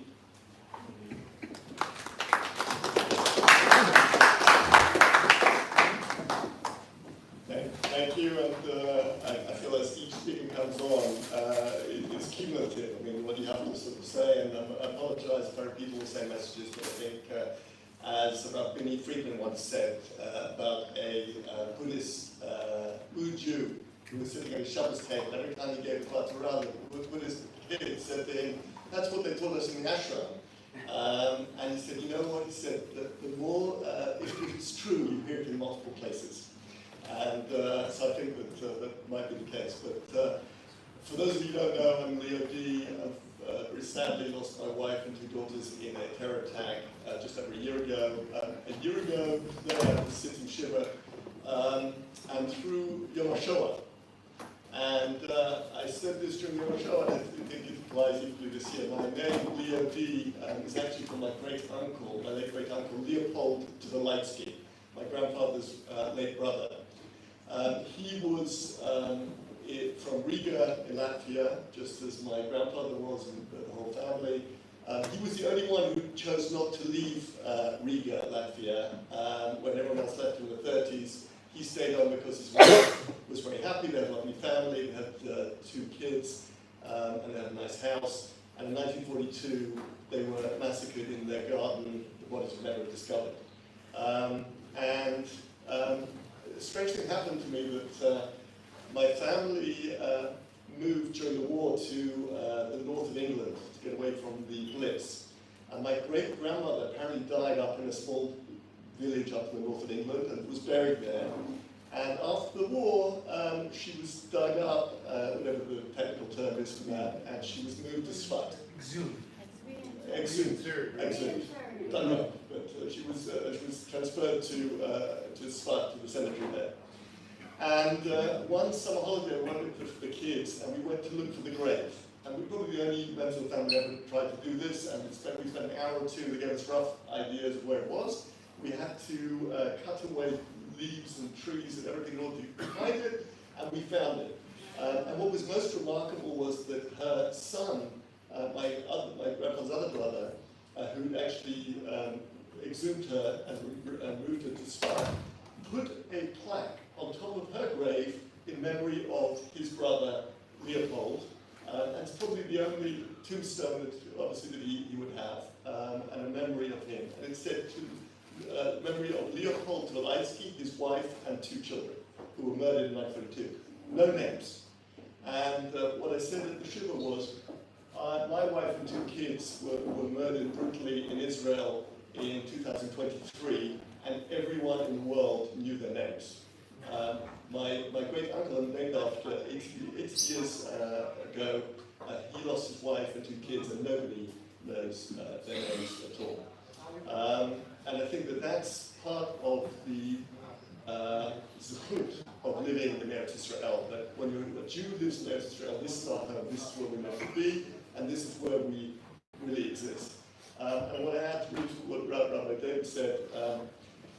About 15 years ago, 2009, my wife and I and the kids were doing shlichut in England, in the community in England, at the beginning of a 6-year stint.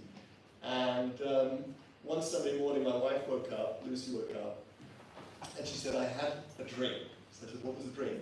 She said, I dreamt that house prices in Israel went up faster than house prices in England, and that the pound got weaker against the shekel. So I said, so what do I need to do? So she said, we need to sell our house in England and buy something in a frat now, so that when we eventually go back, we'll have somewhere to go. And so we immediately sold the house we had in England, and in February 2010, I went out to a frat, and she was left behind with 5 kids under the age of 6. It was the days before mobile phones and videos, whatever, so I had to take a digital picture on a camera and then send it back by email each night of the different houses that I'd seen. I saw about 4 houses. She chose the one that she liked, although I think I confused some of the pictures, so it wasn't exactly the one that she wanted. But in any case, we bought a house, and she didn't see it for 4 years until we made Aliyah in 2014. And by the way, looking back, both the house prices in Israel in Efrat went up much faster than the house prices in England, and the shekel was much stronger against the pound because of Brexit. And at the time, I could have bought 3 houses in Efrat for the price of 1 house in London. Today, my house in Efrat is worth 2 houses in London. So that I think is speaking to what David was saying. I think, to be honest, that's a much more important message, or as important message for Jews in America who are considering waiting to the last one to make Aliyah, because as an investor, that was my previous career, I can tell you something, that house prices don't go down when everybody sells their house. House prices go down when 5% of your neighborhood sells their house. If 5% of the people in Teaneck decide to sell a house next year, your house price will halve. If 10% 10% decide to sell the house next year, your house price will probably quarter. And therefore, whoever sells first will get the best price. And by the way, as you talked about the American economy, which is a big bubble, as it's known that China recently has bought $135 billion of gold, and they're betting against the dollar. I think I would also bet against the dollar at the moment. The chances of the dollar being as strong as it is today in a year or two's time is very small, and therefore, what I say to people if you're currently sitting in a mansion in Manhattan, if you don't sell it soon, you may only be able to afford a studio apartment in the Negev. And that really is the case. I mean, it's true for people in Britain as well. And South Africa, same thing. And South Africa, yes. And we've seen it. I mean, Baruch Hashem, we talked about the negative parts of the other economies, but this economy, the Israeli economy, is strong for a number of reasons. We're the only Western country that has a positive birth rate of 3 per mother. Every other country has below replenishment and is bringing in immigrants, which is destroying the culture of each country, and some countries such as Germany will not exist within 20 years. Israel, meantime, has this inherent growth rate of 3% just by birth rate, and Aliyah probably much more than that as Aliyah increases. And we have an amazing workforce as well. We have not a workforce, but an army. We talked about the youth here are exceptional. And to me, the greatest shock or eye-opener is looking at the students in Columbia University who are not Jewish versus the ones who are Jewish. And it's really quite alarming that the extremely low caliber of Gen Z outside of Israel and the extremely high caliber of Gen Z in Israel. I think that should be, if nothing else, if you bring up kids in America, Britain, in Europe, you should be looking at that gap, which is getting wider and wider and wider. And just last thought before I leave you on this. That same morning that Lucy woke up in 2009, I said to her, why do we have to move to Israel? She said, we cannot bring up Jewish kids in Britain. That's what she said. 2009, we cannot bring up Jewish kids in Britain. We have to come back to Efrat. That's what we knew because we studied there for 4 years. That's the only place we can bring up Jewish kids. She was right. She would be saying to me now, we didn't make, we haven't made no mistakes and no regrets about it. People said, do I regret making Aliyah? I said, absolutely no. What happened to us, unfortunately, was a 1 in 10 million chance could have happened in Britain. If this happened to me in Britain, I wouldn't be able to recover from it because there'd be absolutely no purpose in my life whatsoever. But Baruch Hashem, living in Israel, having 3 Baruch Hashem lovely kids, growing up, going to the army, doing Shirut Lami, going to yeshiva, is the greatest zechut, and I think that it's the greatest honor to live here.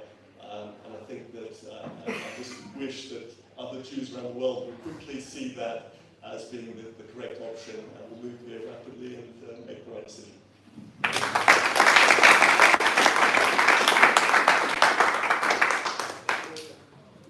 Thank you, Rabbi D. You were definitely someone that everyone was following after your wife, the tragic murder of your wife and your daughters.